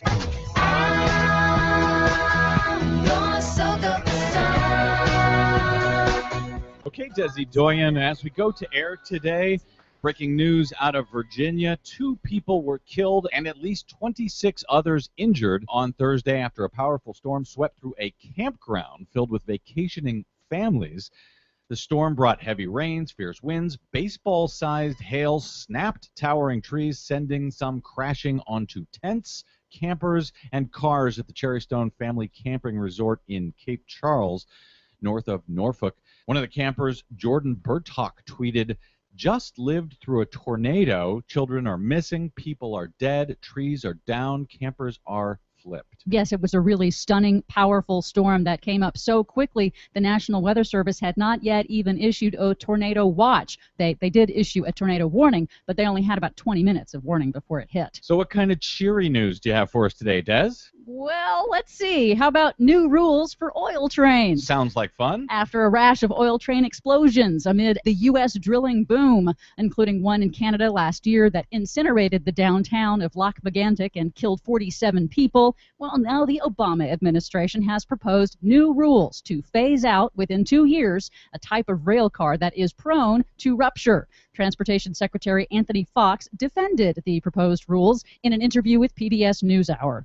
Crude by rail shipments have increased from 2008 with 9,500 carloads to more than 415,000 carloads, a 4,000% increase. So the production is going to increase. Our safety standards have to increase with it. The proposed rules include new speed limits and flammability testing for North Dakota's Bakken shale oil. Now, while the railroad industry is receptive to the new rules, the oil industry is not, because it will raise their shipping costs. Ron Ness of the North Dakota Petroleum Council seems to think the danger is overstated. At 99.7% of the time, rail movements get to their destination safely. Oh, well, that's good. 99.7% of the time. Why complain?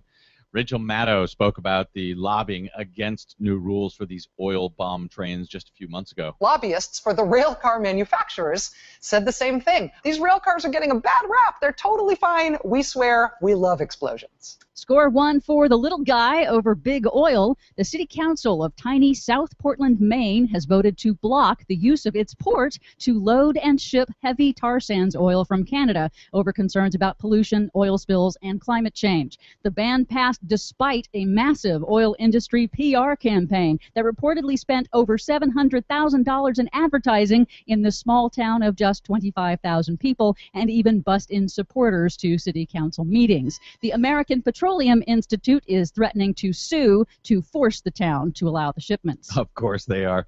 This is the case where they're trying to figure out how to get these tar sands out of the country. With Keystone XL potentially being blocked, they're looking at reversing a pipeline which currently goes from the East Coast up to Canada. They want to reverse it to send the tar sands out through Maine, and that's what the town is trying to block. Yep. We're number one. Americans lead the world in global warming denial. In a broad survey of public opinion conducted by Ipsos Mori across 20 developed countries, the United States is the most climate change denying nation on the planet, with the highest percentage of people who reject the global scientific consensus that humans are causing dangerous global warming. Naturally, right-wing radio host Rush Limbaugh takes credit for dumbing down America. Why would the U.S. be the leading nation with the highest amount of doubt about the conventional wisdom of climate? Why do you think that would be? I think that's exactly right. Me. Yes, you, Rush. More specifically, the fact that America has more corporate radio than any other nation in the world, I suspect. So, of course, we hear more of the corporate lies from the fossil fuel industry through their mouthpiece known as Rush Limbaugh. There are signs of change, however. A new Media Matters analysis finds that in the first 6 months of this year, the network news shows covered climate change as much as they did in the last 4 years combined. That would be good news as long as you don't pay attention to how little they covered it in the last 4 years combined. Trying to look for the good news. Ever the optimist. For much more on those stories and the ones we couldn't get to in this busy news day, check out our website at greennews.bradblog.com. While you're there, please consider a donation to help keep the Green News Report on your public airwaves. Someone's got to fight against Rush. From bradblog.com, I'm Brad Friedman. And I'm Desi Doyen. And this has been your Green News Report. What you say about his company is what you say about society.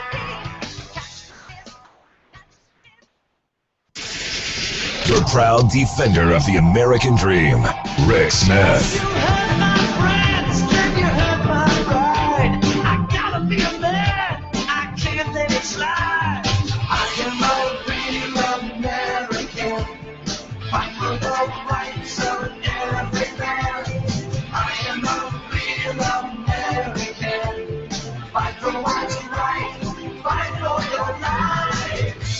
Interesting story today. Evidently, we've been following this thing in Detroit, where the city czar, the king, His Eminence, Kevin Orr, the guy who is the city controller, the guy who's trying to sell off all of the city assets because we got to pay off our bills because we've given all these tax cuts and all this these corporate sweeteners away. We've got to make things look on the up and up. So we're going to kick thousands of people off of getting water. I mean, think about that for a second. In this country where you're actually talking about tens of thousands of people who, because they're so poor that they can't afford to pay their water bill, that has gone up hundreds of % over the last several years, that you're going to cut them off. Nothing for them. You're going to have to go, maybe there'll be a community hose somewhere, maybe. Well, the good folks at PETA, and I don't even actually remember what PETA stands for. That's how little I think of them. People for the Ethical Treatment of Animals. And look, I'm all in favor of ethical treatment of animals. Evidently, the folks at PETA will offer financial assistance to 10 families, basically pay off their water bill, if the families go vegan. You heard that right. We'll pay your bill if you don't eat meat. Or go vegan, which is no cheese or milk or butter or eggs or any of that stuff. And you got to go, really, this sounds very Christian to me. Honestly, because you see these Christian groups who do all this mission work. And one of my big problems with these fundamentalists running around the world, telling us how pious and wonderful they are, with a bowl of something to eat in one hand and the book in the other, they go, we'll give you the food if we can beat you over the head with the book, instead of just feeding them. We've got to beat them. This is the kind of the same thing. You do what we say and we'll help you. To me, the worst kind of help possible. I've often said it, and I remember as a kid, you'd get people who, we're going to help the poor. We're going to go help the poor. No, you're just going to go help people. And then it's always looking down the end of their nose at someone, which is why I am wholly against the idea, and I use the word wholly on purpose. I am wholly against the idea of faith-based initiatives or churches doing charitable work as a matter of policy. Now, I want them to go out and do their little fringe work on the sides, but as a matter of having a safety net based on what the churches are going to be able to do, I'm completely against. For a number of reasons. One, they can't possibly meet the needs that are out there. Can't possibly do it. And while there are good people who are doing good things, there aren't enough of them, and you're not going to meet the demand. And the other part of it is it's not stable. You're talking about the ebbs and flow of people's good nature, and that worries me. But this thing with PETA, really, 10 whole people, really? Only if they become vegans. They're also going to help people start off by being vegans. They're going to give them a basket of healthy vegan foods and recipes. Let me ask just a question. Now, I'm not a vegan. What do vegans eat? Sticks and twigs and berries. I know I'm not mocking vegans, but really, is this the best you can come up with? Really? In one of our major U.S. cities, you're seeing them basically kicking tens of thousands of people off of water. And I know they've said they're going to temporarily suspend it, but it's coming back because we got to make that asset look saleable. Anyway, if you've missed any portion of this week's programs, thericksmithshow.com. That's where you go to get the podcasts, all right there for your entertainment, your enjoyment. Get the Rick Smith Show app on your smartphone. Hope you have a great weekend. I know I'm looking forward to it, and we'll see you back here on Monday.